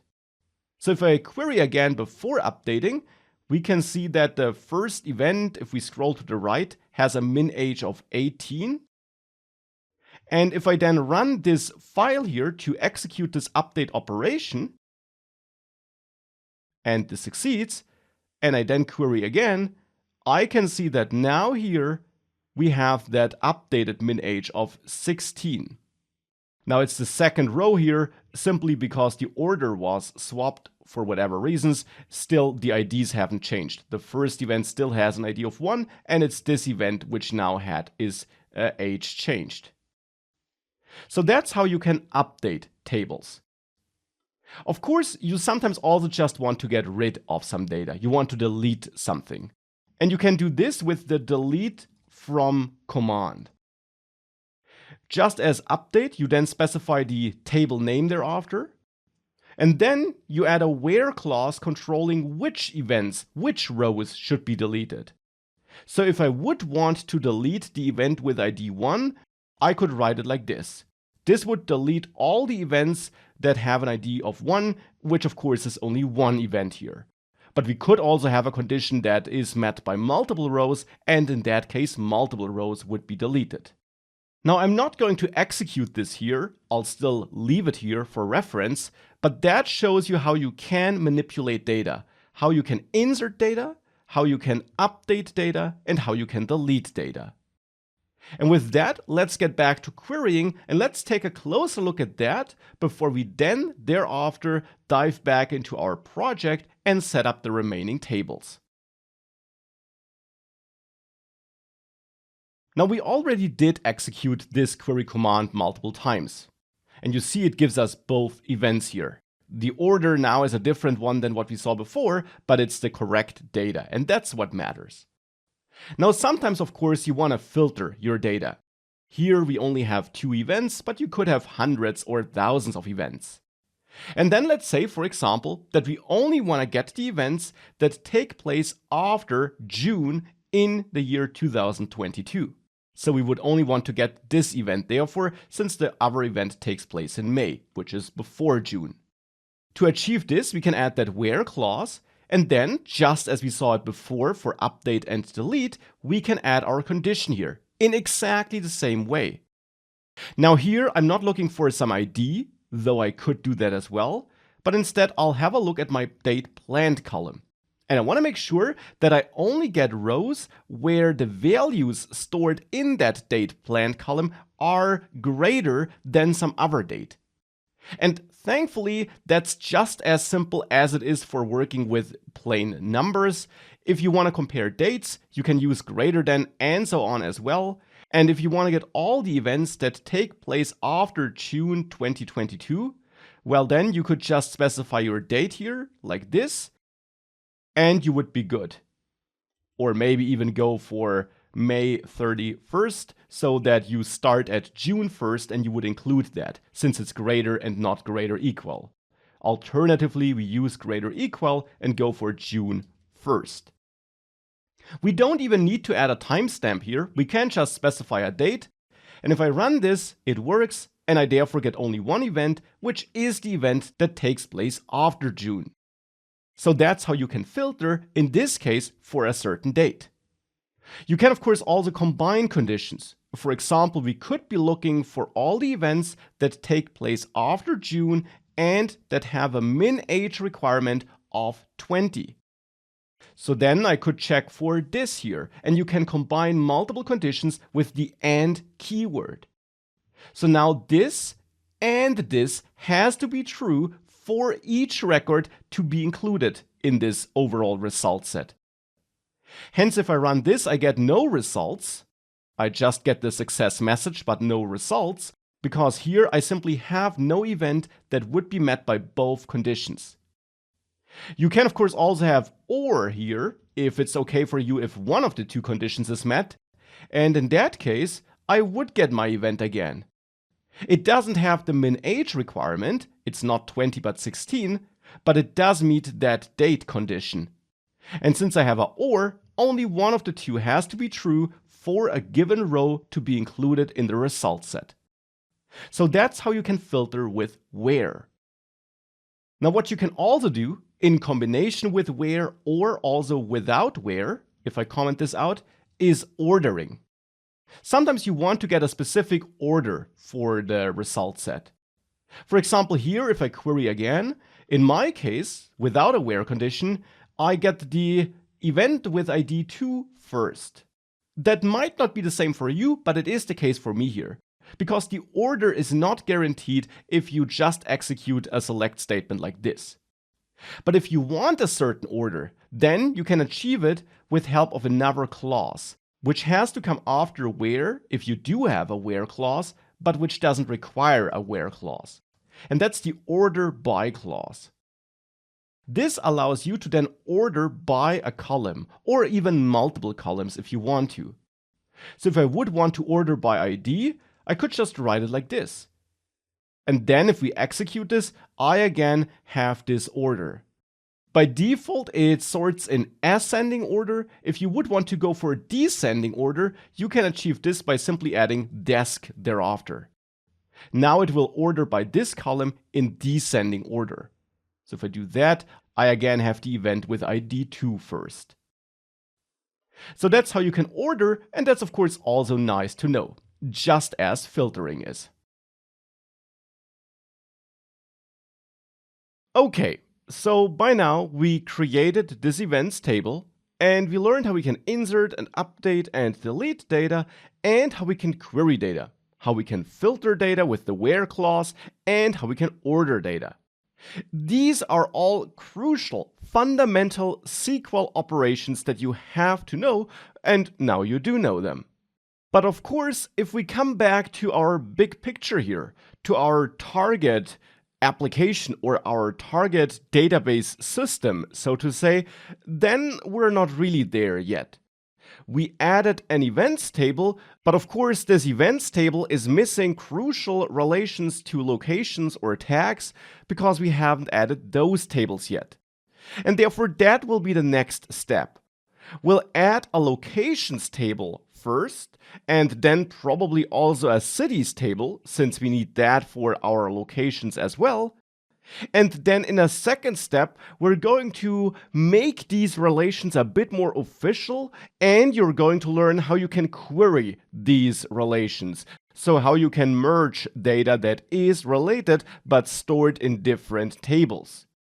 Now, step 1, the creation of these tables, is definitely something you can also try on your own here. As a first step, write down the commands for creating a locations and cities table. Don't create the tables yet, because we will need to add more data, more information to them to set up these relations, but write down the commands that you would use for creating a locations and a cities table. And then in the next step, we're going to wire all these three tables, events, locations, and cities, up. So for that, I'm going to add a new file, create locations tables.sql. Obviously, the file name is up to you though. And in there, I now do want to create the two new tables which we need for now, locations and cities. And I'm going to start with the bigger one, the locations table. Of course, we still do create the table as we learned it before with the create table command. And then we choose a name for the table, and here I'll still go for locations. So I'm going to use the plural form of the data entity that's going to be stored in there. And then it's up to us to decide which fields, which columns we want to have in that table. But here I will add another ID column. So just as before for the events table, I will add such an ID column. And I'll copy the code from the events table actually, since I want to have the code for both MySQL and PostgreSQL here. So I'm going to copy this in. And then besides the ID column, we want to have a title for a location, which is optional. Not every location will have one, but if a location has its own title, we will be able to store it. And such a title would be some text, so varchar sounds like a fitting data type, since varchar is the type you use for text, for short text to be precise. And I think 300 bytes, so generally around 300 characters, should be enough here. I'm not going to add not null because actually I want the title to be nullable. It should be okay if the title is null, so if no value was provided for it. Now besides the title, we also need the street name, and that will also be a varchar because of course that should be some text, so the street is a varchar. And here I'm going to add the not null constraint because the street should not be null. Every location should have a street. Then I need a house number. And here the question is what the data type should be. Since it is a number, you could go for an integer, so that values like 5 or 10 or 18 could be stored in there. But at least in some countries, for example Germany, it's also fine to have house numbers like 15a. And that of course would not be a number therefore. Hence, I'll actually also use a varchar here so that we can store the house number as text, so that we also do allow for special house numbers like 15a. And I think here 10 bytes, so around 10 characters, should be more than enough for that house number. I'll also add not null here because just like a street, every location should have a house number. Next, I want to have a postal code, which you might also not have in every country of the world, but at least here in Germany it's the case, so I'm going to add one. And this is also a text, I'd say up to 5 characters long here, and 5 bytes should be enough therefore, since the postal code typically will just be something like this. We could store it as a number, but since we're not going to do any math with it, storing it as a text is probably a bit more flexible and not an error here. I'll also add not null here, because this field should also be mandatory. We could also add a check constraint where we check the length of the entered postal code if we have some restrictions there, like a minimum length of 4 characters, but I won't do that here. And last but not least, we want to store the city name. And for that, I actually want to use a standalone table because that allows me to standardize the supported cities and ensure that every city is only stored once. And then I'm going to set up a relation to that cities table in a second. So therefore, I'll create that second table with create table. And we can create multiple tables in one file here and execute them all together with that VS Code extension. That will work. And that second table which I create will be called cities. And in there, I actually want to have just one column, one field. And that's the name of the city. Of course, you could name this column differently, but I'll choose name as a name. Now, the name of a city will be a varchar because it will be some text. And maybe we want to support city names up to 200 bytes, so up to 200 characters. It is up to you, but that's what I'll choose here. And here I will actually turn that name column into the primary key, because whilst the primary key often will be such an auto-incrementing ID, it doesn't have to be. In the end, the primary key just says that this is a not null unique field, and it will also be important for setting up relationships later. But of course, this here can be a not null unique field, even though it's not an auto-incrementing ID. Even though we'll store city names in here, we will store every city only once, and therefore it will be unique. And of course, we will also provide a city name for every row that we insert. So it is not null and unique, and we can treat it as the primary key. And that's really important to know that it isn't always such an ID. You can, of course, always add such an auto-incrementing ID field, and we could do this here as well. But the more real key, which we already have here, is the city name, since that will already be unique. So it doesn't make too much sense to add this artificial extra ID. We could do it, but it's not required here. And therefore now we got these two tables set up. They weren't created yet, but we wrote down the general commands. Now, as a next step, I want to set up these relationships and make these relationships a bit more official, if you want to call it like that. So we need to set up relationships. And for this, it's best if we take a brief pause and think about what a relationship between different data entities actually is. It in the end just means that we as a human know that some row in the locations table will be related to some city row in the cities table, because we'll have a city that belongs to a certain location. And of course, multiple locations can be related to the same city. So actually multiple rows in the locations table can point, if you want to call it like this, at some single row in the cities table, ensuring that that city is related to them. And it will be the same for events. An event, of course, will be related to a location. So in the end, we as a human know that some rows in the events table will point at some location in the locations table. Now that's the logical part. We as a human know that some rows are related to other rows. But of course, in order to query related data later and to merge data from different tables together into one result set, we need to make this relationship a bit more official. We need to store some information in our tables that allows us to identify the related rows. And for this, we're going to add a new field. And I'll start here with the locations table. I'll add a new column in the list of column definitions here. And in that column, I want to store an identifier of the related city in this case here. Hence, I'll name this column city name, but this is up to you generally.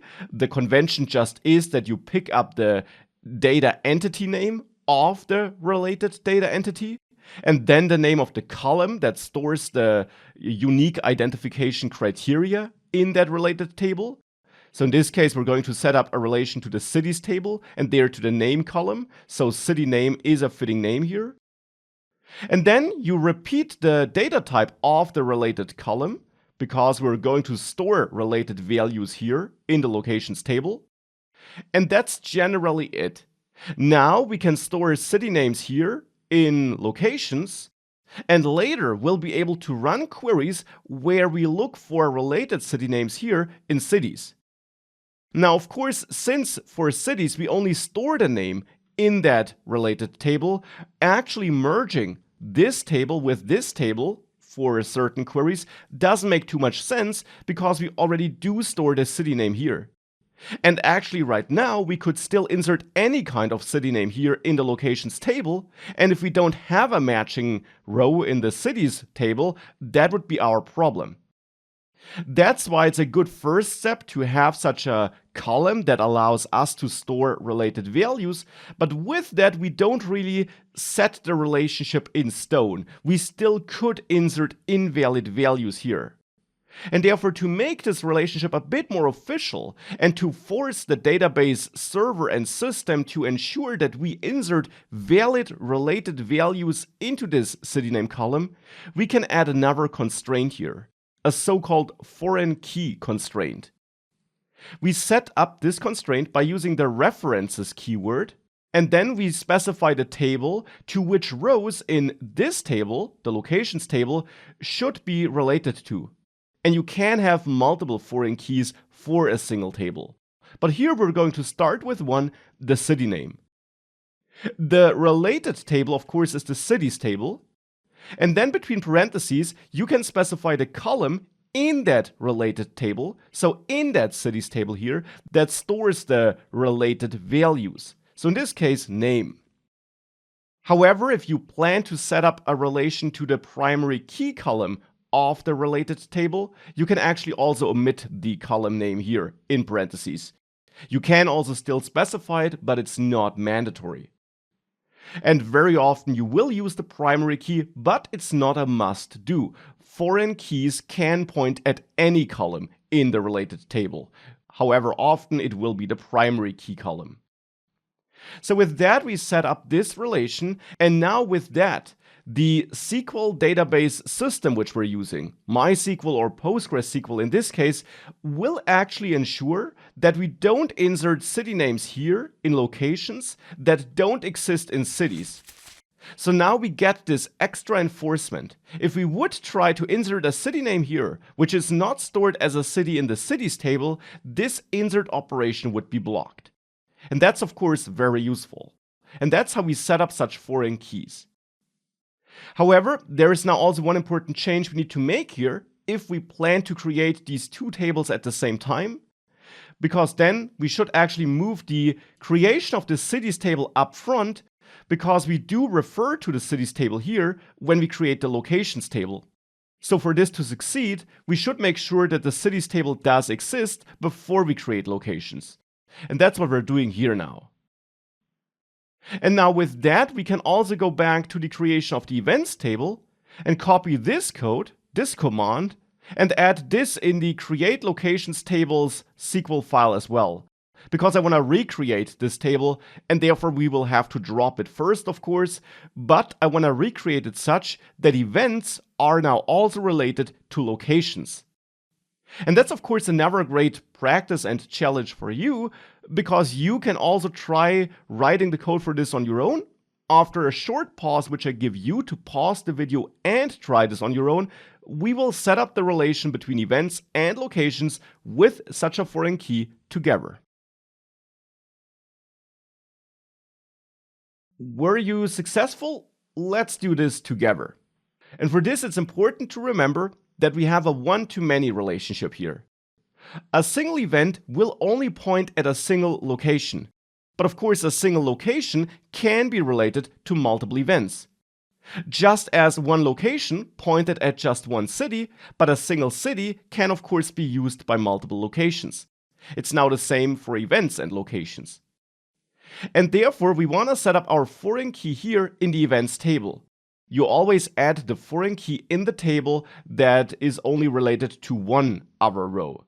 So one event is related to just one location, therefore we add the foreign key here in the events table. And now we add it by simply adding a new column.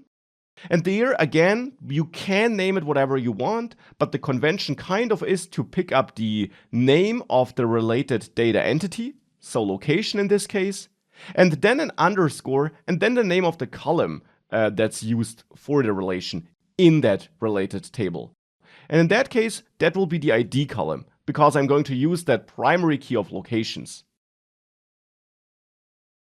Now, with that, we got this. Now we need to use the same data type as we have in the related column, and that will be an int, no matter if we set it up like this or with serial. Serial in PostgreSQL also uses an int under the hood, so I use int here as well. And then, just as before, I will add the references constraint to make this relationship a bit more official. We could query related data and merge it into a single result set without the references constraint as well. But the references constraint will ensure that when we insert a value for location ID in the events table, it has to be a value that does actually exist as an ID in the locations table. And we typically want that extra security that ensures that we set up correct relations. So therefore here I'll add references, and then I'll reference the locations table, and there the ID column, though since ID again is the primary key column, this is optional and we can remove this. So now this was also configured. I will still not execute these commands yet though. For one, because we'll need to drop the events table first before we can recreate it, but also because I want to do something else as well. The something else I want to do as well is I want to make sure that we also set up some logic that should be executed if related rows should be deleted. Now with that I mean that, for example, a location could be deleted. If a location is deleted and an event depends on a given location, then something should happen to this event. Because of course it's all of a sudden losing its related row. And you can set this up by adding the onDelete action here after configuring the foreign key constraint with references. So onDelete is related to references, and with onDelete you can specify what should happen if a related row is deleted. Now there are various actions, and I dive deeper into those in the full course. For example, you have restrict to block this, so that if you would delete a related row, the operation is actually blocked if there are rows depending on the to be deleted row. But you could also use cascade as an alternative, which means that the deletion should cascade so that the related event that is related to the location that is deleted should be deleted as well. So the event would then also be deleted. You also have set null, for example, which will just set the location ID column to null if the related location was deleted. Now here I'll go for cascade to make sure that events are also deleted if locations that belong to them should be deleted, but you can also go for different implementations here. You also have onUpdate, which allows you to specify what should happen if the related column value changes, but for the ID here that typically shouldn't occur. Now of course we can also set up onDelete and onUpdate here for the city name in the locations table, because we got a relation here as well. And if a city should be deleted, which sounds unlikely, I don't want to allow that, because it sounds like an error if a city disappears. But of course you can also come up with a different solution. But here I'll set onDelete to restrict, to not allow this. And I do want to add onUpdate because a city name could theoretically change, even though it's also unlikely.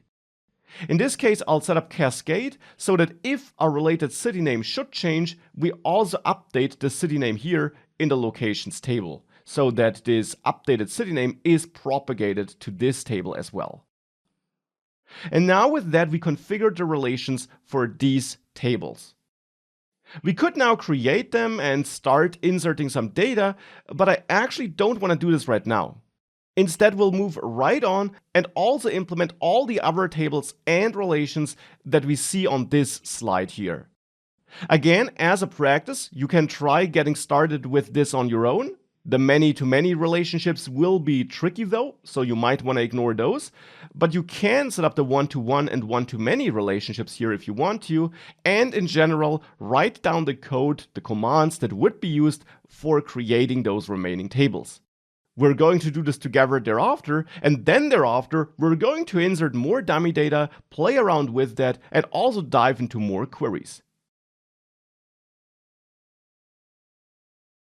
Now for all of that, to set up all the tables, I'll now add a new file, create alltables.sql, and I'm going to copy the create commands from create locations, which we never executed, into this table, into this file. And now there, besides the tables which we already have here, I want to add more. And I will start with users and organizers before I then add tags and set up all the relations. Now adding the tables for users and organizers should be rather straightforward. And since events depend on users and organizers, I will create those tables before we create the events table so that we can set up proper relations. I'll start with users and add my users table here. And then again, it's up to you which columns you want to add. Here, I will add an ID, as I did it before here for MySQL and PostgreSQL, because every user probably should have a unique ID. And then we could say a user has a first name, probably a varchar, maybe for 300 characters. And that should not be null because we want a first name. And then I'm going to duplicate this and also add a last name here. And then thereafter, we also might want a birth date for a user. Now, for a date, we saw before that we could use the timestamp if we want both the date and the time of the day. But for a birth date, it's probably enough to just store the date. And therefore here, we can use the date data type, which is what it sounds like, the date without the time of the day.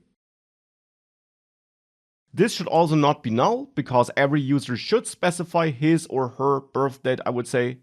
And then last but not least, I will also store an email. And here for the email, that's again a varchar, it's some text, maybe up to 300 characters long, and not null, so not optional. That could be the users table. Now we also have users that are organizers as well.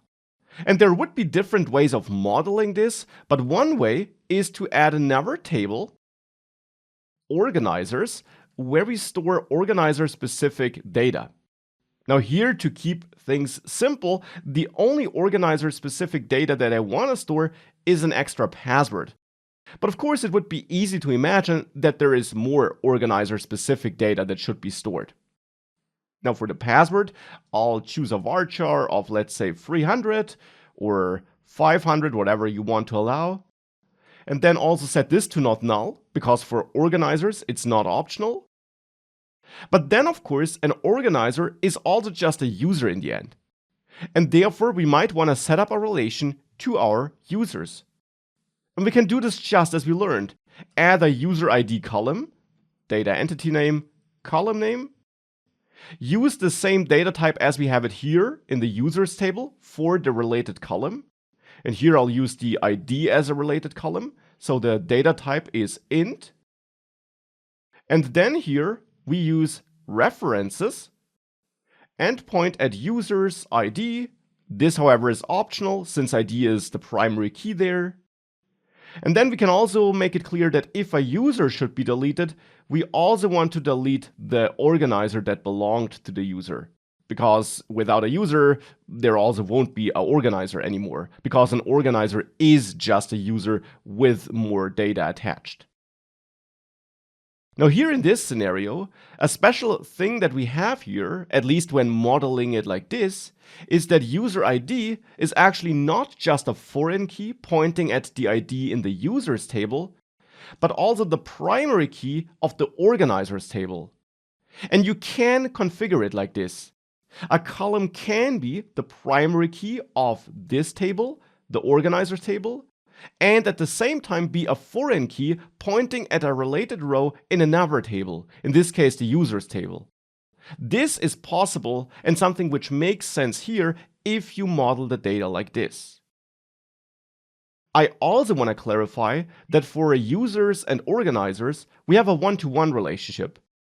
That actually means instead of storing the user ID here in the organizers table, we could also add an organizer ID here in the users table.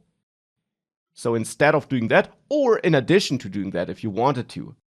With one-to-one relationships, you can set up your foreign keys in both tables. For one-to-many, you didn't have that choice. Now here I will set it up in organizers though, since it makes sense to have that user ID as a primary key there anyways, and I think that's an elegant way of modeling this relation and this overall user and organizer data entity. So that's that. Of course that's not all though. Events are also related to users and organizers. Now regarding the events-users relation, we have a many-to-many relation, just as we have it for tags and events. So we'll focus on this next because we haven't learned about this relation yet and we don't know yet how we would reflect it in our commands. But at least regarding organizers, events organizers, we have a one-to-many relationship. And we do know how to reflect this in our commands. What we need to do there is add another column in the events table, because it's a one-to-many relationship and one event has exactly one organizer, but one organizer can organize multiple events. Therefore, the foreign key goes into the events table. And there we can have an organizer ID and then use int and references, and we point at the organizers table and there the user ID column, since that is our primary key. And therefore we could also name this organizer user ID if we wanted to, but I'll just name the column organizer ID since that should be clear as well. But again, since user ID is the primary key of organizers, we can also omit this here. Now if an organizer should be deleted, we might also want to do something with the event to which he or she belongs, so which was organized by that organizer. And here I want to cascade. If an organizer disappears, the event should maybe also be cancelled. So that's what I'll do here. And that's therefore the relation between events and organizers. Now it's time to have a look at those many-to-many relationships. Now here in our example, we have two many-to-many relationships, events users and events tags.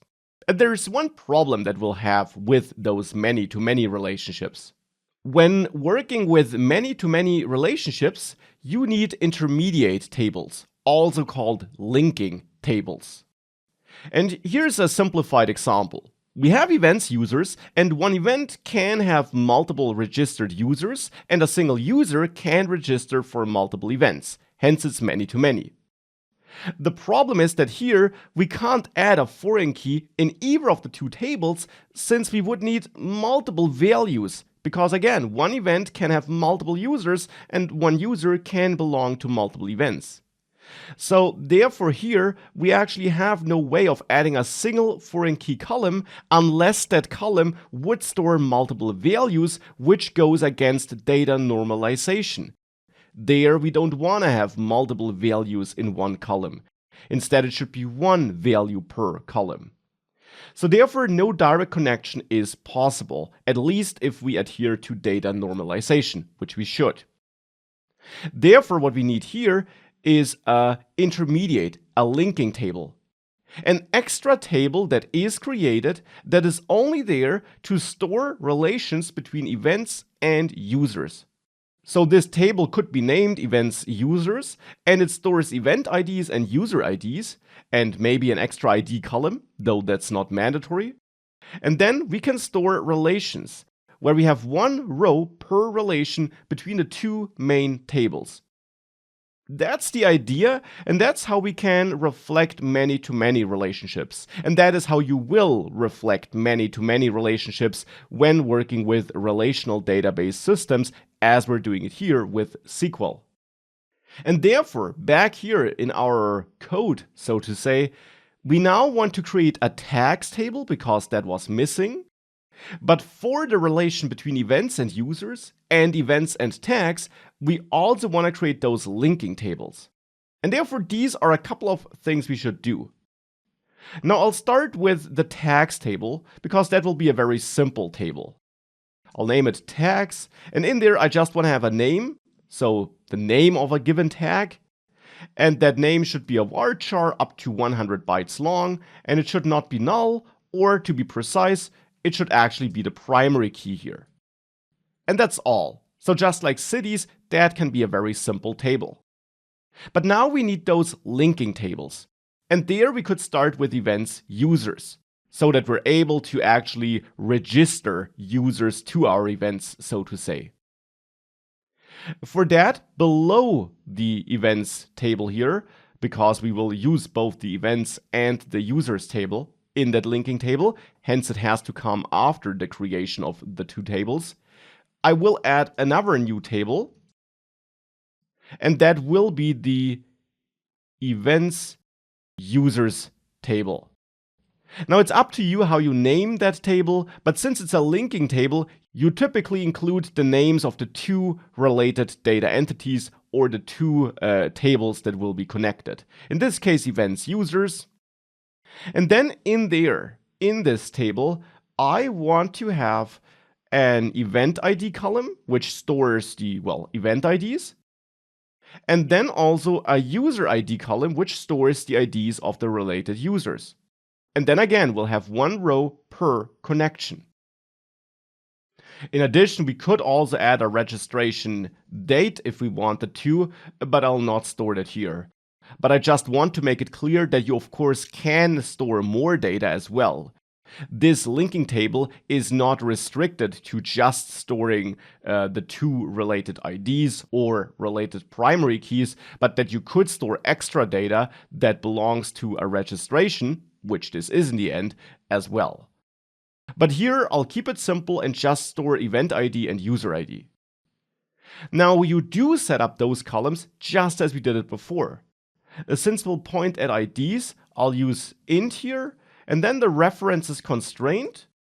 And then here for event ID, I of course reference the events table with the ID column, which is optional since that is the primary key, of course. And then thereafter, we can also specify what should happen if an event is deleted. And in that case, I want to cascade here and also delete this registration. And it can be exactly the same for the user ID. It's an int, and of course here we point at users. That's an important difference. But then if a user is deleted, I also delete the registration. This is how you can set up such a linking table. Now, there are more things you can do with linking tables that allow you to ensure that you don't have duplicate rows for the same kind of relation, but that is something we'll have a look at in the full course. For a start, this is more than enough because this will allow you to store many-to-many relationships. Now, one last thing I do want to add here, though, is a primary key. And for that, we could add an extra ID column. That would be fine. But we could also say that in the end, it's the combination of a specific event ID and a specific user ID that makes up the primary identification criteria of a row in this events users table. And you can indeed set up primary keys that comprise multiple columns, a so-called composite primary key. For this, you add a new column definition row, so to say. But instead of defining a new column, you add primary key here. And then in parentheses thereafter, you specify the columns that should make up the primary key. And it's the combined value that will then act as a primary key. So you still have only one primary key here, but it's the combination of column values. That is something you can do, and that is often done when working with SQL. And here it's event ID, user ID. The combination of these two columns, that's my primary key. And that's therefore also something you can do. Alternatively, we could have added this extra ID column as a primary key. That would have been fine as well. But that's now how we will be able to store many-to-many relationships. And therefore now we can do exactly the same for tags. Hence I'm going to copy this events users table creation command here and create my events tags table, where I also point at events and have an event ID, but then I also have a tag ID and I point at tags. And if a tag is deleted, I also delete this relation between events and tags. And the primary key then can be the combination of event ID and tag ID. And that could be all. Though there's one important thing to note, tags don't have an ID column. Instead, we have the name column, which is the primary key. But that's no problem. We can use this as well. I'll just rename this to tag name to reflect this, and not use int here as a data type, but instead the same data type as I used it up here, varchar 100. So that's what I'll use here, and then I can store this correctly as well. And therefore in the primary key, it's of course tag name as well. And with that, we should have all the table creation commands that we need. Quite a lot, as you can tell. Now it's time to execute them and then insert some dummy data and play around with that dummy data. And for that, of course, we'll first of all have to drop our events table, because that table already does exist and I now do want to recreate it. So that will be the next steps. So let's start by dropping events. For this, I'll add a quick drop SQL file, because here I'll just add a single command, drop table events. That's all. That's how we can get rid of this table. Now we just need to make sure that we're connected to our databases. And then once we are, I will run this against MySQL, and this succeeded, and also against PostgreSQL. Now with that all dropped, we can go back to the more important create all tables SQL file and try running this against Postgres and MySQL. Now you want to make sure that you have the correct ID column commented in, and at the moment I have the MySQL version commented in, so I will connect to MySQL first and then execute this here. And here I'm actually getting an error which isn't really an error. This is actually a bug from that VS Code extension which I'm using here, and even though it looks like the command failed, it will have succeeded actually. You can tell that it did succeed by having a look at your MySQL database, and there are the My Events tables. And you should see all those tables there, so they were created. And you see they do have the appropriate columns. So they have been created here. All these tables are there, and therefore this did succeed. Now we can connect to Postgres and also run this against Postgres. For this, of course, we just should make sure that we comment out the MySQL ID here and comment in the PostgreSQL ID, so that this PostgreSQL ID will be created like this. And once we did that, we can run this, and here we don't even get an error. Instead, it just succeeds. So now all these tables were created. And with those tables being created now, we can now also populate them with some data. Now to insert some dummy data, I prepared a file which you find attached, this insert dummy data SQL file. In there, I prepared some insert statements which are commented out, but which we can now execute step by step.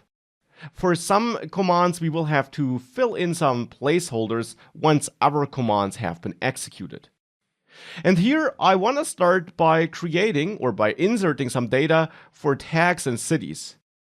I'll start with those tables because, of course, a lot of other tables depend on tags and cities. For example, we have relations between events and tags, and cities are required by locations, and locations are then required for events. So it makes sense to start with inserting some basic data like this. Therefore, I'll comment this in, and then I'll run this against Postgres here and insert that data. Please note that for tags and cities, I do point at this name column, which is the only column the tags and cities tables have, and then I do insert some strings here, some text. So let's run this, and this worked for Postgres. And if I run this against MySQL, it also works, but I do get the same bug error as before. But you typically get this error if you have multiple commands in one SQL file, and therefore in the end this actually did also work. And we can verify that it worked by also querying our data. For this, I'll add a new file, basicqueries.sql, where I, for example, want to select everything from cities to see whether some data is in there. And if I run this, I do get my list of cities here. And of course, we can do the same for tags. If I run this for tags, I also get my tags here. So that worked. Now that was cities and tags. I'm now going to comment this out so that we don't try to insert these tags and cities again if we would run this file again. And we can then move on to locations. Though actually, let me comment this in real quick again. If I would try to run this again, it would now fail for a different reason, because now I would try to enter an already existing value again. And since the name in our tags table is the primary key and therefore guaranteed to be unique, entering a tag with the same name as an existing tag is not allowed. So that's probably good to know. That's what you learned, now you saw it in action. Now I'm going to comment this out though, and I'm going to comment this in, so that we can create some locations. And here I'm using all the table and column names I created over the last minutes. If you used different table or column names, you of course will have to adjust this here. But with that, we're going to add some locations, and please note that some locations do have no titles. At the moment, I then enter an empty string.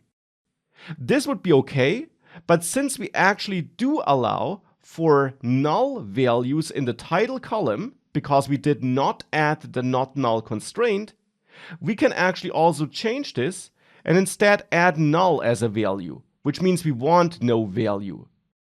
We could also omit the column altogether, but since I'm adding multiple entries, multiple rows in one step, and some do have titles, and I'm therefore referring to the title column here, I can't just specify it in some values and omit it in others.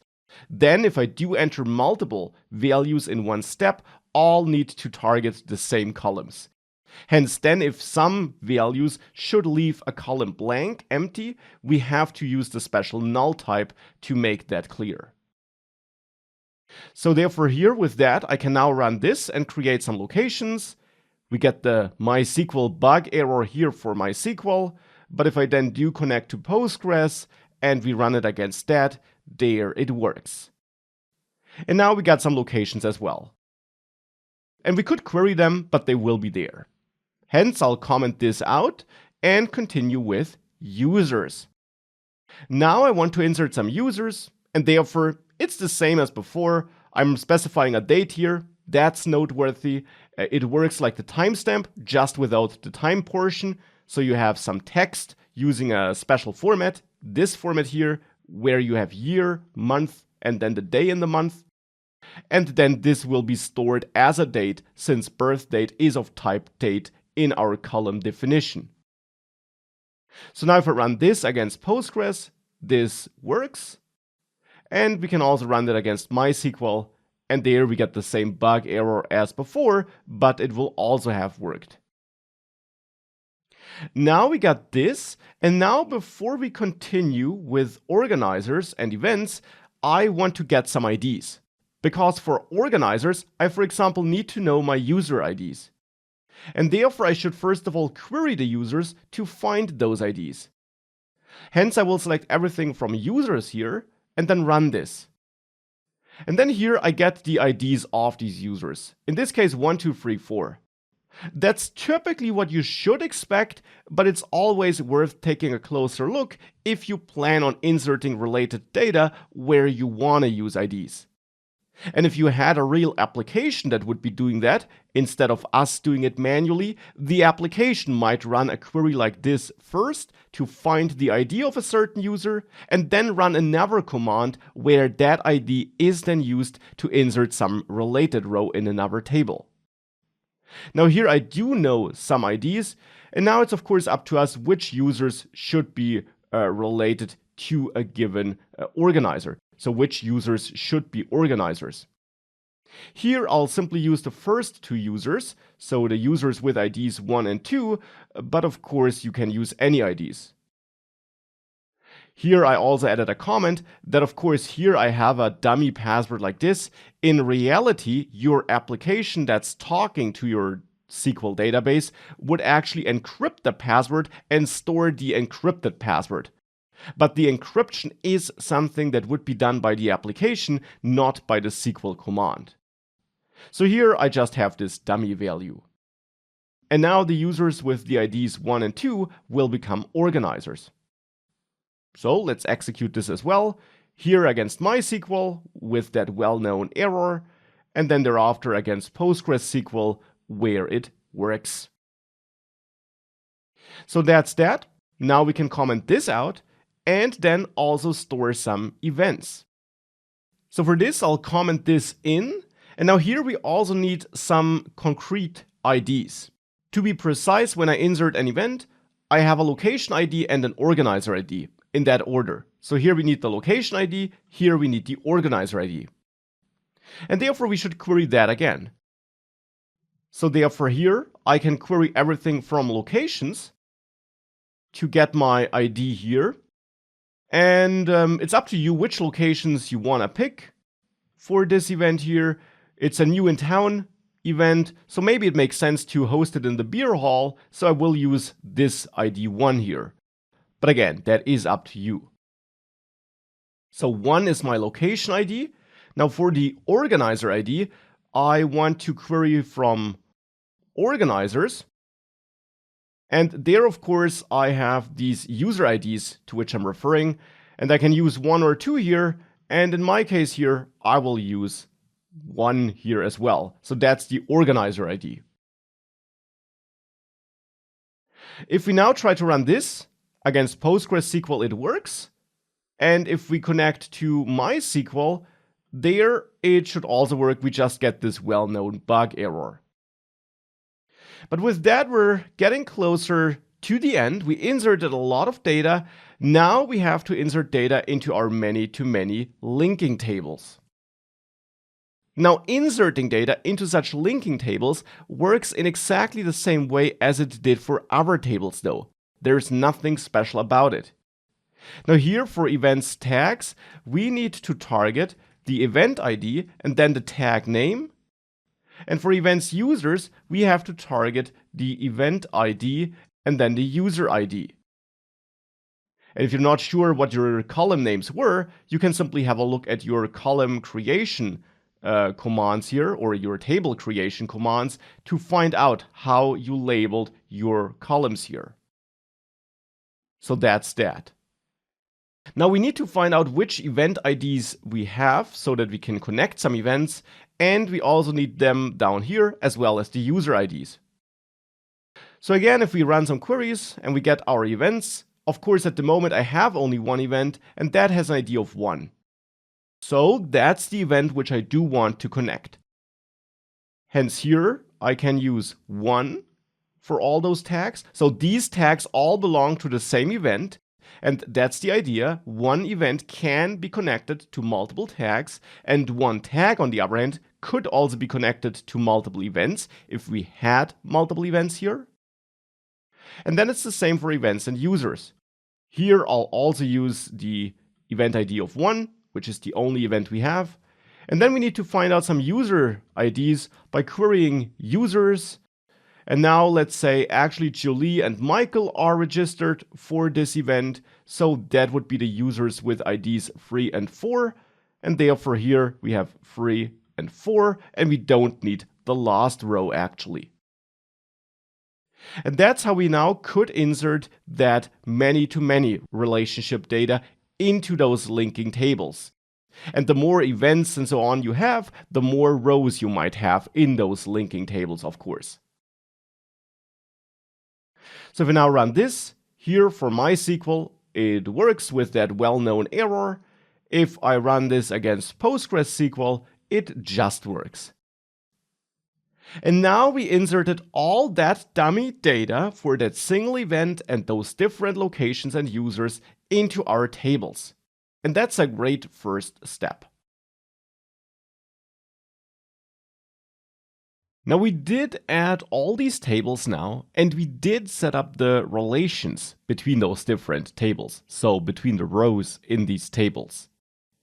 Now a typical use case, a typical scenario would be that we also want to query related data. We might want to, for example, get all our events, even though we have only one here, but not just get that event data with those cryptic IDs, but actually get a result set where, for example, the ID of the location is replaced with the actual location data. You could have an application that needs to fetch events plus their addresses, and you typically would want to fetch this in one single command, in one single query, and of course you would want all the address data then, not just the location ID. That would be a very common use case and requirement. And of course, that is so common that SQL supports this, and actually it's a key feature of SQL, of the SQL language.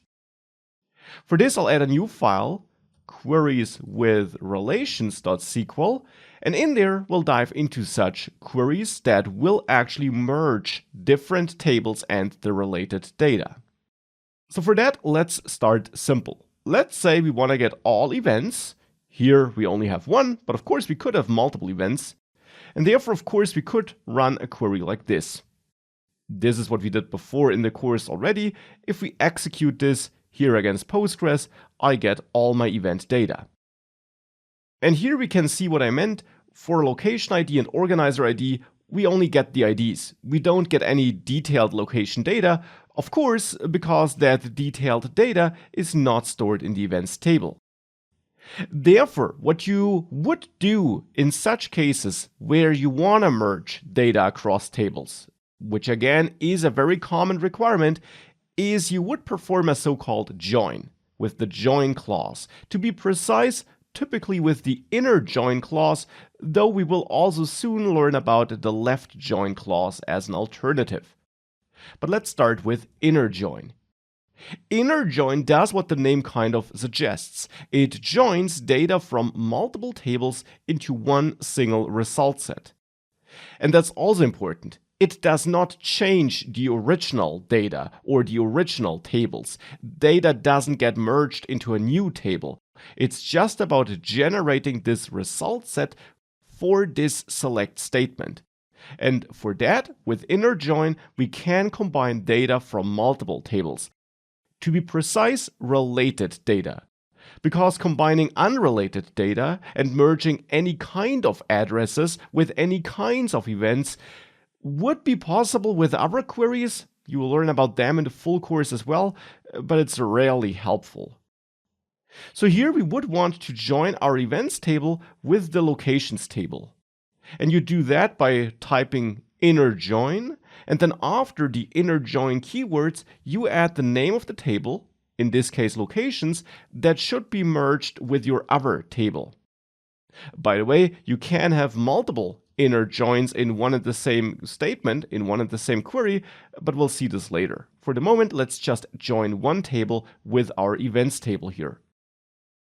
Now, just the table alone isn't enough though, because out of the box, SQL doesn't automatically know how the data should be joined, how related rows in the locations table should be identified for the events. That's why with inner join, you also add the on keyword. And after on, you specify the joining condition, so to say. You specify which columns from the two tables have to be equal for data to be joined. For example, if we want to get the location data related to events, we would typically want to join our data on the location ID column in the events table. Keep in mind that there in the events table, we do have this location ID column. So we want to look for this column and then find equal values in the locations table and there in the ID column, because that is the related table to that location ID column. Here for location ID, we point at the locations table, we don't specify a column, so the primary key of that table gets used and the primary key of locations is ID. So therefore, that is the check we can use here for combining data. So that will find us the locations that are related to events. Here, however, we would have a problem because ID is a column name that's not just used in locations, but also in events. SQL wouldn't know to which ID column we're referring here, the one in events and the one in locations. It might be obvious to us humans, but it isn't to SQL. So to make it clear to SQL, what's commonly done with join queries, so with queries where you do use inner join, is that you assign aliases, which is something you can do without joins as well. You can use the as keyword after a table name, for example. You can also add aliases to columns, but here we're talking about tables. And then you can give this a new name, for example, E. And you can do the same here for locations and give this L or loc or whatever you want as an alias. And then you can use this here to clarify which column is coming from which table by using a special dot notation. Here, location ID is in the events table, so we can use e.locationID. And here we are talking about the ID column from the locations table, so we can use loc.id. Actually, you don't need aliases. You can also use the full table names here. So then this would work without aliases as well. But with aliases, we simply save some typing because we don't need to write down the full table name. That's why we typically use them or why we often use them, but you don't need them. What is required though is this dot notation to be clear about which table and then which column in that table should be used here. So the alias part is optional, but you need to clarify from which table a certain column is coming if that column with that exact same name exists in multiple tables that are all involved in this query, as it is the case here for events and locations, which both have an ID column. Therefore, of course, here for location ID, it's actually optional and you don't need to add or use the dot notation here, but it's also never wrong to be more explicit by using the table name and then the column name or an alias and then the column name. And with that, we're joining the data. And as a result, if I now run this, what you will see is that here we still get all the event data. But if I scroll further to the right, besides location ID and organizer ID, which is still there, we now also got the data from the locations table. We got the exact location data that belongs to the related location of this event, and only that location. There is no other location data here. The other locations are not included. It's only this one location that was configured as a related location with help of its ID. This here is the ID column of the locations table, and we used its ID to set it up with help of that foreign key column in the events table. And that's how we then merge this data together. And of course here, when we merge and when we join multiple tables, we typically get a lot of columns. Because by default, when we use the asterisk, we get all the columns of all the involved tables. And often that's too much. So here we then might want to clarify which columns we do want to get. And we can do this by adding a comma-separated list here instead of the asterisk. So for example, we could be interested in the ID of an event. So we can type ID here, but again, that would exist in multiple tables, so for that we should use the dot notation and use e.id if we're referring to the ID in the events table, which has this e alias.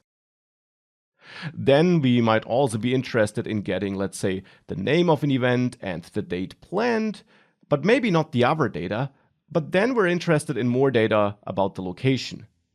So therefore here from the event, I also get the name and date planned.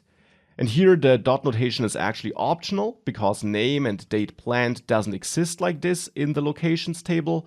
But still, using the alias here isn't a bad idea because it makes it extra clear where these columns are coming from, which can make it a bit easier to understand this query here. And then I also want to get some location data, like for example, the title, let's say, and the street, and the house number maybe, and also the city name, like this. So now I'm getting all these columns, and to improve readability, I'll split this across multiple lines, which of course is not required, but also no problem. And it simply helps with reading this query and with making it a bit easier to digest. You can also assign aliases to columns, by the way. For example, here, if you would want to clarify in the result set that this is the ID from the event, you could give this an alias of event ID. This is then only part of the result set. Just as with the aliases here for the table names, this does not change the table or the data in the table. It only changes how this data is used and labeled in this query and in its result set. And if I now run this, for example, I therefore get a result set where I have event ID as a name here for this ID column. So that's my alias. And I get all the other data, but only the columns which I specified in my query, not the other columns. And still we got the same merge of an event and a location as we saw it before. So that's how you use aliases, but even more important, that's how you use inner join to merge related data. So we learned about inner join. As mentioned before, you can also have multiple joins in one query. So for that, I'll actually copy this and then comment it out so that we still have it for reference.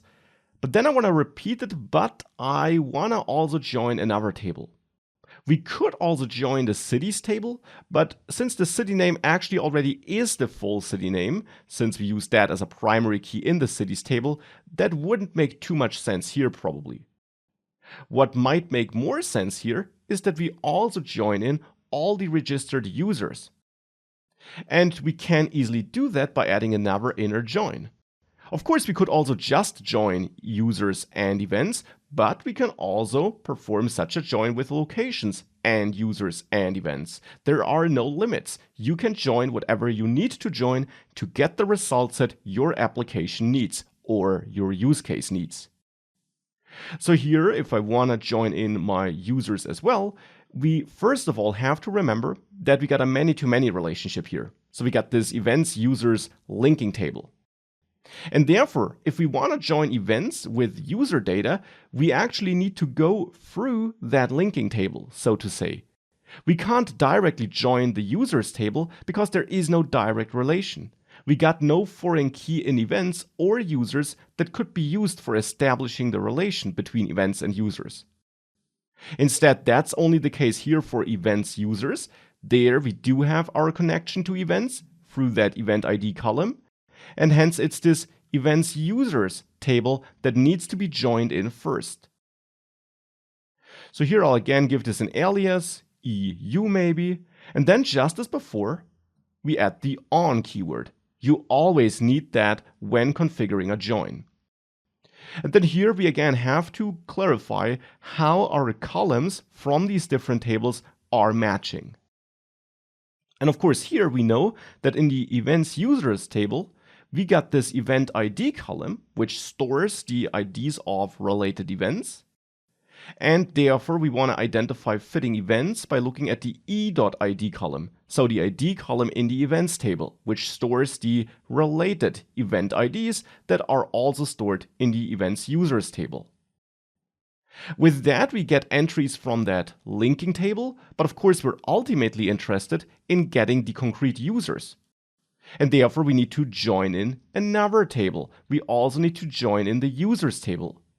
Now that we first joined events users, we can do that because events users, which is now part of the result set and connected to events through the event ID, also has a user ID column, which we then will be able to use to combine users into the result set. That's the idea. So therefore here we can join users as you maybe, or user, or whatever you want.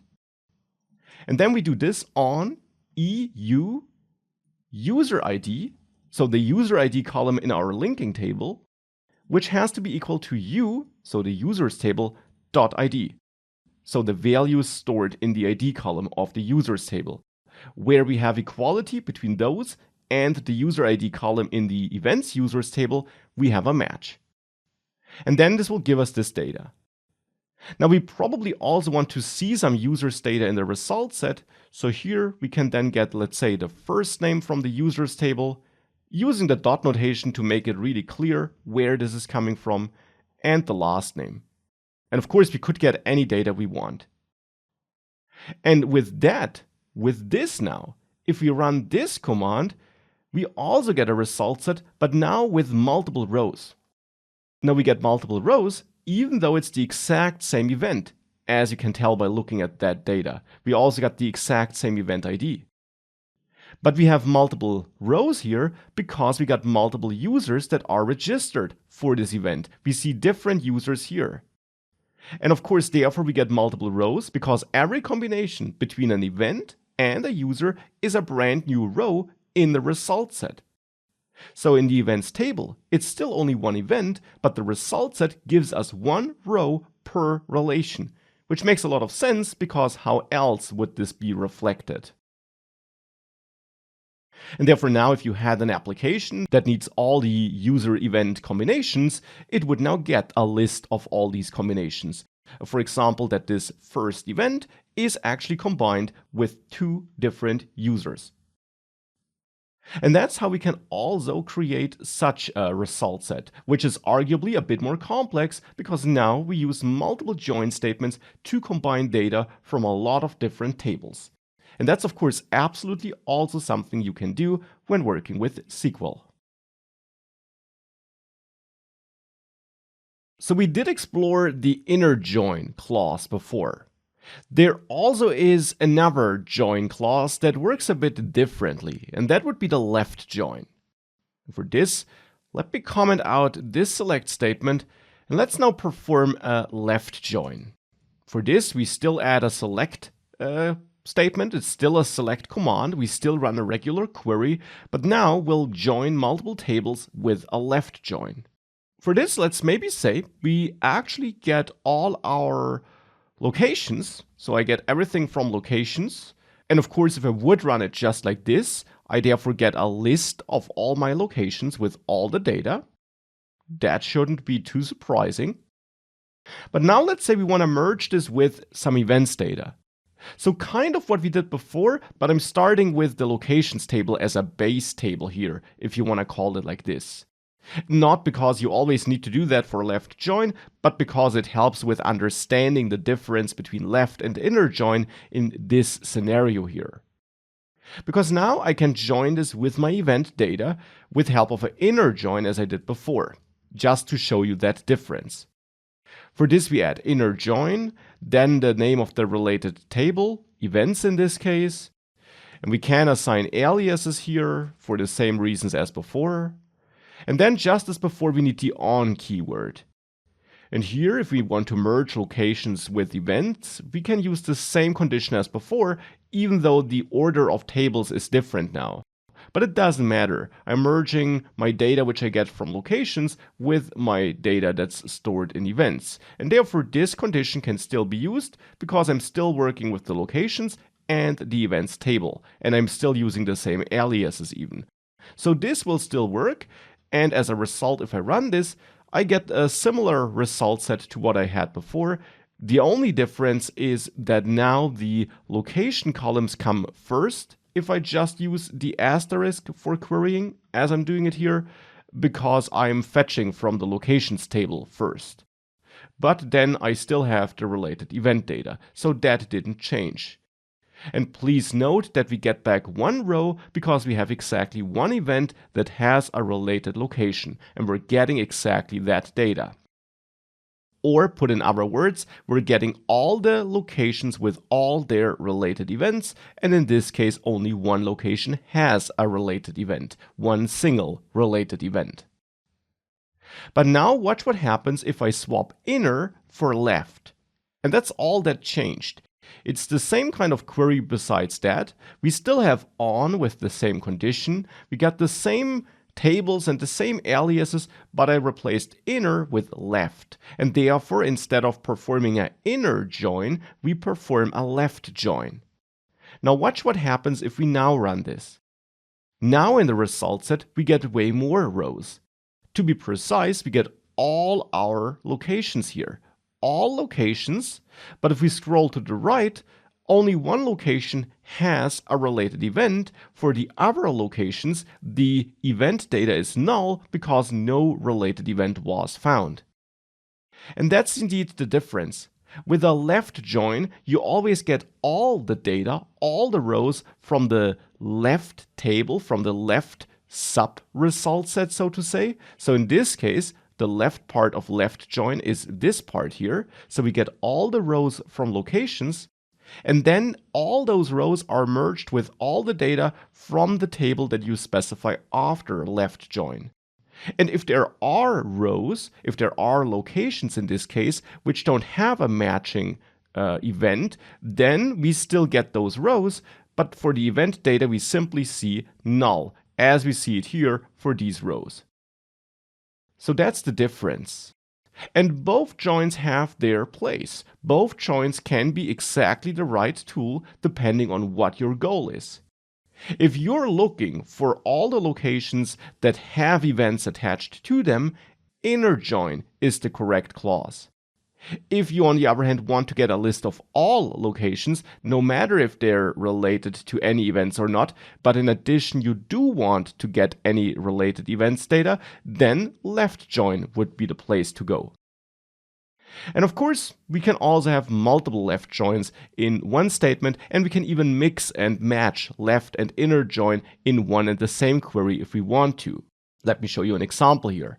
Let's say we want to get a list of all our cities and then find all the locations that belong to these cities. For this, keep in mind that when I inserted data, I inserted a bunch of cities here, and some of these cities aren't used down there. To be precise, Frankfurt is a city which I never use down there. Still, it is a city stored in the cities table. And therefore, if I select all my cities here with this simple query, then of course I get a list of all my cities, and that list includes Frankfurt. But I could, for the same reason as before, want to join this with all the locations.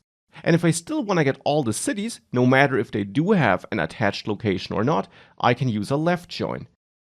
If I left join my cities with my locations on locations.cityname being equal to the name of a city, and again we can use aliases to make this a bit easier to digest and be a bit clearer about which column is coming from where. So I have my city name in the locations table, and then I have c.name referring to the name column in the cities table.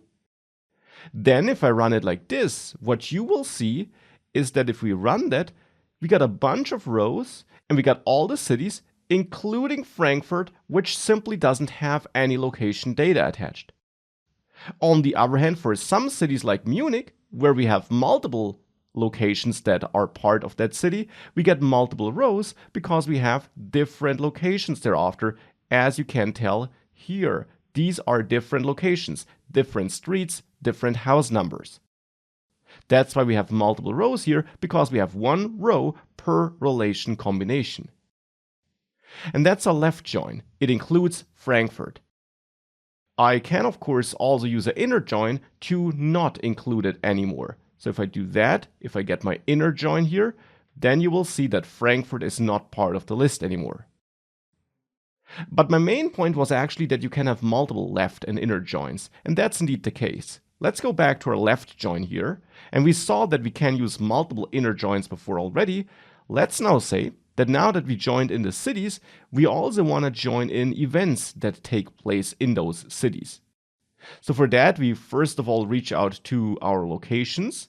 And then once we got that list of cities and locations merged into one result set, we can add another left join so that we still keep the complete list of cities and we don't narrow it down to cities that have events. And we could left join this with events. Again, I'll give this an alias and then add on. And then here we would say e.locationID should be equal to log.id. That's how we merge events with locations. That's what we did before as well. Now, however, I'm using multiple left joins here so that I still have my full unfiltered list of cities and locations. If I now would run this, I still get my list that includes Frankfurt, which still doesn't have any location data. But if we scroll to the right, we also see that it of course doesn't have any event data. That, however, is the case for more locations and cities, as you can tell. Only one city, only one row here does have an event, and that's Munich for this exact location. The other locations in Munich do exist, but they also have no events, which is why we also have null here for the event columns. That's the result we get here when using left join twice. If I would use inner join here for joining this with events, then we would get a different result. There, we would only get one row because we only have one overall relation where we have a city with an event. We only have one event in total, so we get back only row in total here. And what's really important is that we get that even though we have a left join here, because both inner and left join always join the part that comes in front of the clause. So in case of this inner join statement, the result that comes from this query up to this point with that table. So behind the scenes, when this overall query is executed, SQL builds this up step by step, and it first gets our cities, joins that with locations with a left join, and then the intermediate result of that query up to this point will be inner joined with events. That's why it's then still narrowed down to one row overall, and why it's not the case if I use a left join here, because then we keep our result set from here, which includes all the rows for all the cities because of this left join, and merges that with any extra event data that we might have. So that's how a left join works and how it's different from an inner join, and why both can be useful. Because sometimes you want to get all cities, for example, plus any event data that exists, and sometimes you only want to get the real combinations that do exist in your database, only the cities that do have events. You might not be interested in the other ones. So that's the difference between left and inner join. Now, before we leave the world of joins, both inner and left join, I also want to dive into another aspect of joining, or another aspect of queries that's also important when working with joins. You can still filter and order as you learned it before.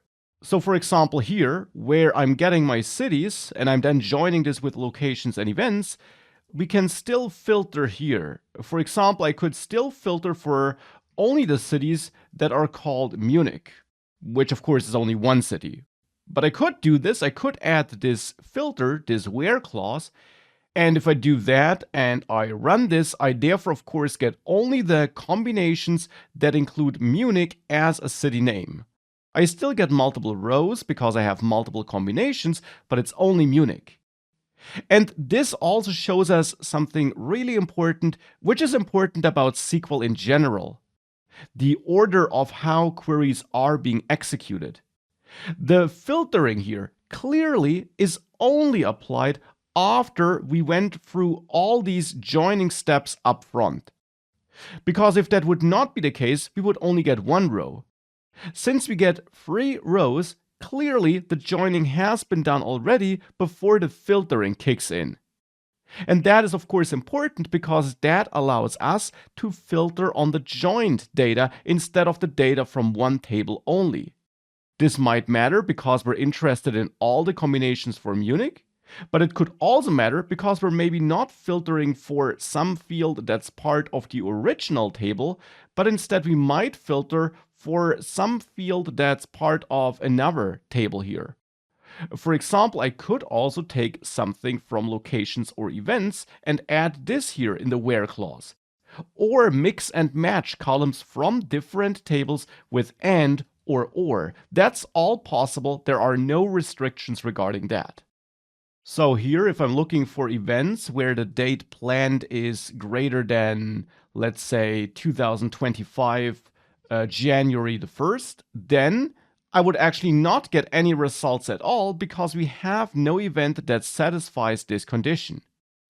If I, on the other hand, change this to 1st January 2020, then I would find my event that does satisfy this condition. Now I only get one row here instead of 3 or more rows, because even though I'm using a left join, I am filtering the final results thereafter. So don't confuse inner join with the filtering mechanism for joined data. Instead, you still filter with where. Of course, inner join also kind of filters out some results, since it only gives you real combinations, unlike left join, which gives you all the data from the left combined with some data from the right, so to say. But it's then still where, which can be used on the final result set, which is derived from all these joins and so on, so that you can really select the data from that final result set that you want to have in the real final result set, so to say. So definitely feel free to also play around with that. I just wanted to mention it here because it is super important to be aware of the fact that you can of course add where and order by and whatever else you can use for regular queries without joins, even if you are using joins. Because it still is a regular query in the end, now just actually combining multiple tables into one result set, which then can be used for ordering or filtering, as you just saw it. So that's it for relations and for merging related data. Super important, and you now learned in depth how it works with inner join and left join and what the differences are. Let's now come back to more common queries again, and let's dive into the interesting world of filtering again, but also mainly into the exciting world of aggregate functions, aggregate operations, or grouping, as you could also say. For this, I'll add a new file, more queries .sql, and in there, the goal is simply to play around with more query statements. And I want to start straightforward again. I want to select something, but I now actually do want to select some users. So I'll select data from users, but I don't want to get all the users. Instead, I want to filter, and you learned before that you can restrict the amount of rows that will be fetched and that will be part of the result set with help of the where clause. Now my goal is to narrow down the number of users that I get in this result set by their name. If we have a look at the dummy data that was inserted here, we can see that various users were inserted. And let's say we want to find all the users who have a first name that starts with MA for whatever reason, just so that I can show you how you could achieve a goal like this. Of course, we could also be searching for events by name. Here I'm showing it at the example of users. Now, of course, we can find users where the first name is equal to max with a query like this. You can check for equality with that single equal sign, and now I'm selecting all the rows from users where the first name value, so the value stored in the first name column, is equal to max. If I run this, I find that this is exactly one user. But of course, we could have multiple users called max, so this is a query that could make sense. But what if I want to find all users that start with MA? This doesn't work. Now you could search for users where the first name is greater than MA, but this would give you some strange results. It gives you Max and Manuel, but also Michael.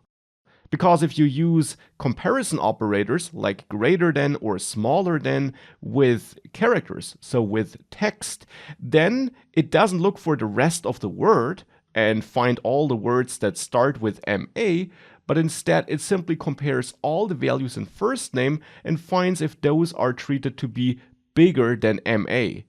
And Michael is greater than MA because the M here is equal, but then I comes later in the alphabet than A does, and therefore anything that starts with MI is treated as bigger than MA. So it is not looking at the rest of the word, it's just checking which text is considered bigger than MA. And a lot of text will be, for example, everything starting with a character bigger than M, so coming after M in the alphabet, or if the first character is the same, as is the case for Michael, it will do the same for the second character. And here a is smaller than a I because the A comes earlier in the alphabet. That's how string comparisons work when using greater than, smaller than, and so on. And that's not a bug, but the intended behavior. So what do you do if you do instead want to find the users whose first name starts with MA? This clearly doesn't work. Well, for this you have a special operator, the like operator, which is written like this. The like keyword can be used as an operator in your where clause, and it finds you all the users where the first name column holds values that are like this. Now if I execute that, I don't get any results though.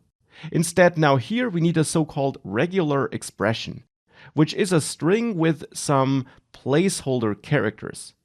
For example, if you would want to say that some text should start with MA, then you would use MA and then percentage sign. The percentage sign is treated as a placeholder, which means any other characters thereafter and any amount of characters thereafter. So this gives us all the names that start with MA and then end with any characters or any combination of characters. And therefore, if I run this with the like operator and this regular expression here, then I indeed get Max and Manuel because these are the two users that do start with MA. And I don't get Michael anymore. So the like operator can also be very useful. Besides the percentage sign, you can, for example, also use the underscore here, which matches a single character. The difference can be seen if I run this again, because now I only get Max. Because Max starts with MA and then has exactly one additional character. Manual has multiple characters, and whilst this was met by the percentage sign, the underscore looks for a single additional character. So this matches any free character first name that starts with MA. This, however, matches any first name in general, no matter how long it is, that starts with MA. And that's therefore also something you should know, the like operator and percentage sign and underscore in combination with it. Now with the important like operator out of the way, let's comment out this last query and let's dive into aggregate functions. Aggregate functions are functions that are built into database systems that you can use in your queries, so in your select statements, to condense multiple rows into one single number. And it certainly becomes easier to understand if I just give you an example. Let's say we want to find out how many locations we have in total. We could be interested in answering this question because we're analyzing our application data. So now we could be the application owner, and we might want to find out how many locations are currently available, how many locations maybe were created by organizers of events. And we could easily determine this by selecting from locations, and instead of selecting all columns or specific columns as we did it before, we now run such an aggregation function. For example, the count function, which is built in, which is supported by basically all database systems, which counts the number of rows. Now you use the count function like this by using its name and then parentheses. And then between the parentheses, you pass the so-called function arguments. And different functions typically want different numbers of arguments.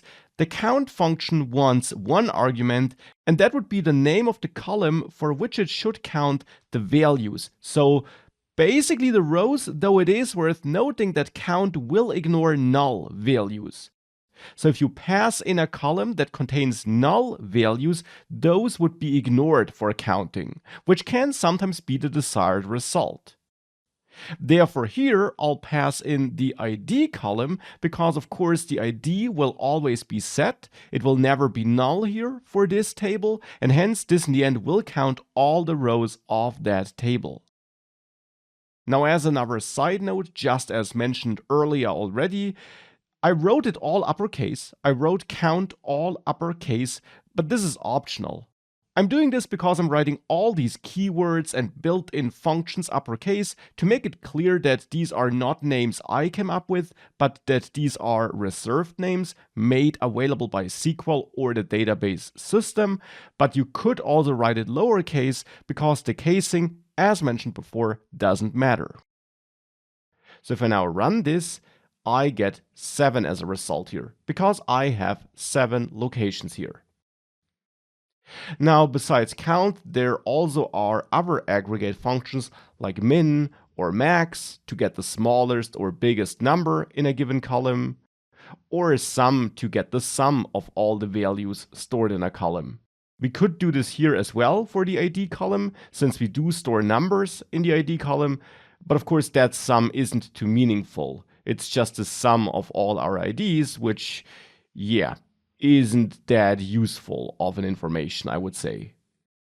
Now, as always, you should always check out the official documentation of the database system or of the SQL environment you're working with, because there you can learn more about how it supports aggregate functions in general, and you can also find out which aggregate functions are supported. Now, max, min, count, sum, and also AFG for average are typically supported by all database systems, but it's still worth having a look at the official documentation. Now, using aggregate functions as we just did it here to count all locations is one way of using them, but you can also do more powerful things with those aggregate functions.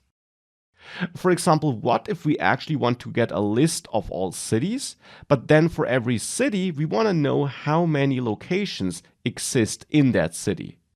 Well, we can do this. For this we can start by selecting everything from cities, and then since we're interested in locations, we'll have to join our cities with locations. Since I want to get a number for all cities, including the cities that don't have any locations, I will perform a left join so that all cities are included in the result set. And then I join my cities with my locations on locations.cityname being equal to cities.name. Alternatively, as before, we use aliases like C and lock here so that we have less to type, so that I use lock city name here and c.name. Now, like this, I'm not using any aggregate functions. I'm just doing something which we already did before. I'm getting a list of my cities with the related locations data. But now, instead of getting 3 columns for Munich, for example, for the 3 different locations, I would prefer to get 1 column for Munich with a number of locations that exists in this city. And that is something we can do with aggregate functions. We can, for example, get our city name here in the result set, and then actually count lock.id as well, so that we get the city names, but then the number of locations, so the number of location IDs, which is the number of locations for a given city. However, if I execute this, I would get an error, because now I actually must group my data. Now, the reason for this is that now, unlike before, I'm not just using count, but I'm mixing an aggregate function or the result of such an aggregate function with a regular column which is not aggregated. Now, as I mentioned before, aggregate functions do return single values. They condense multiple rows into single values. So of course that doesn't go well with a regular column, which tries to reflect all rows that have values for that column. So that's why we have to add an extra clause if we want to mix our regular columns with aggregate functions like this. We have to use the group by clause, because this allows us to actually do aggregations for certain groups. And we can group by c.name now, and we have to group by this to tell SQL that we actually want to create groups here in our result set. We won't aggregate down to a single value, but instead a single value per group. And a group is defined by the city name. So every city forms its own group, every city name forms its own group, and then we'll just aggregate for each group. So if I run it like this, for example, then I get my list of cities, and then next to them, the count, the number of locations that we have for every city. And then, for example, for Frankfurt, we see that we have no locations. For Berlin, we have 2. For Munich, 3. And for Cologne and Hamburg, we have 1. So that's how we can then aggregate 4 groups. And if you think about it, this group by clause makes a lot of sense. Because with aggregate functions, you narrow down rows to single values. And if you still want to have multiple rows in the result set, you of course need to kind of create groups where for every group you then have a single value, a single count in this case. And just as before, you can also assign an alias to this, like num locations, to make this more meaningful in the result set. So that now in the result set we see num locations up here and then the number down there. So that's how we can do that. And of course we could have also performed an inner join here. The difference would have been that in the result set Frankfurt would be missing because it doesn't have a single location. Because of inner join, it's not part of the result set anymore. That's not what I wanted here, so I will go back to a left join. But of course it is important to be aware of the fact that an inner join could have been used as well. So that's now group by. Now as a last note, I also want to mention that you can also group by multiple conditions. For example, here we could also group by location street and include that here in our result set in the list of columns then. So in that case, if I run this, I would have more granular groups. I would have multiple rows for Munich now, but then I have a group per street, and we, for example, see that we have 2 locations in the Beer Street and 1 location in Garden Street. So group by can also be more granular. You're not limited to a single group. You can also have subgroups, if you want to call them like this, as you see it here. Now group by is very important when working with aggregate functions. Another important clause that you can use with aggregate functions is the having clause. And for this, I'll copy this and then comment it out so that we still have it for reference. And I'll repeat it, but without the grouping for the street. I'll get rid of that. By the way, we have to get rid of it here in the column list that should be fetched if we got rid from it here in group by, because if we would keep log street here, but not use it in group by, we would get an error because again, we would try to use some column here in the column list for which we didn't create a group. So how should this be displayed then? It would be impossible to build valid combinations out of these 3 columns and results if we only group by name. That's why you have to add or remove both. But that wasn't the main thing I wanted to get into here. Instead, what if we don't just want to get a list like this, but we want to only include cities that have a number of locations greater than 1. So Cologne and Hamburg shouldn't be included. Well, one solution you might come up with is that you add a where clause and you look for count log ID being greater than 1 maybe. If you try this, however, you will fail. You get an error because you can't use aggregate functions here in the where clause. Instead, the where clause is there to filter out rows in the raw result set before any aggregations were performed. So we could do this before we group to, for example, filter for log city name being equal to Munich. That doesn't make too much sense, but this is a filter we could add here. Running this would succeed. But of course, now we only have Munich in the result set because I'm filtering for that here. But that's how you could use where. You can use it to narrow down the number of rows that will then be considered for aggregation. But if the aggregation itself is part of the condition that you want to have, you need a different clause, and that's the having clause. Having then allows you to do what I just tried to do. You can use your aggregate function. It doesn't have to be the same one as here, by the way. It could be a different one, and it can also be multiple functions combined. And there we can now look for our cities where the number of IDs is greater than 1. So with having, you can then pick up these results of your aggregation. Where the where clause is evaluated and used before aggregation happens, having is used after aggregation happens. So therefore now with having and this condition, we now get only the cities that have more than one location, so at least 2. And hence only Berlin and Munich are part of the result set now. And therefore having is another important clause. You can think of it as the equivalent to where you use having to run after any aggregations that have been performed. And that's it. We learned a lot about SQL and about the core features and commands that you have to know when working with SQL. You learned how to create databases and tables. You learned about column definitions, different data types, constraints like not null, check, and primary key. You learned about insert, update, and delete statements, and you learned how you can query and also filter data. You learned about the importance of relationships and how you can create tables that are related. You learned about foreign keys with references and on delete.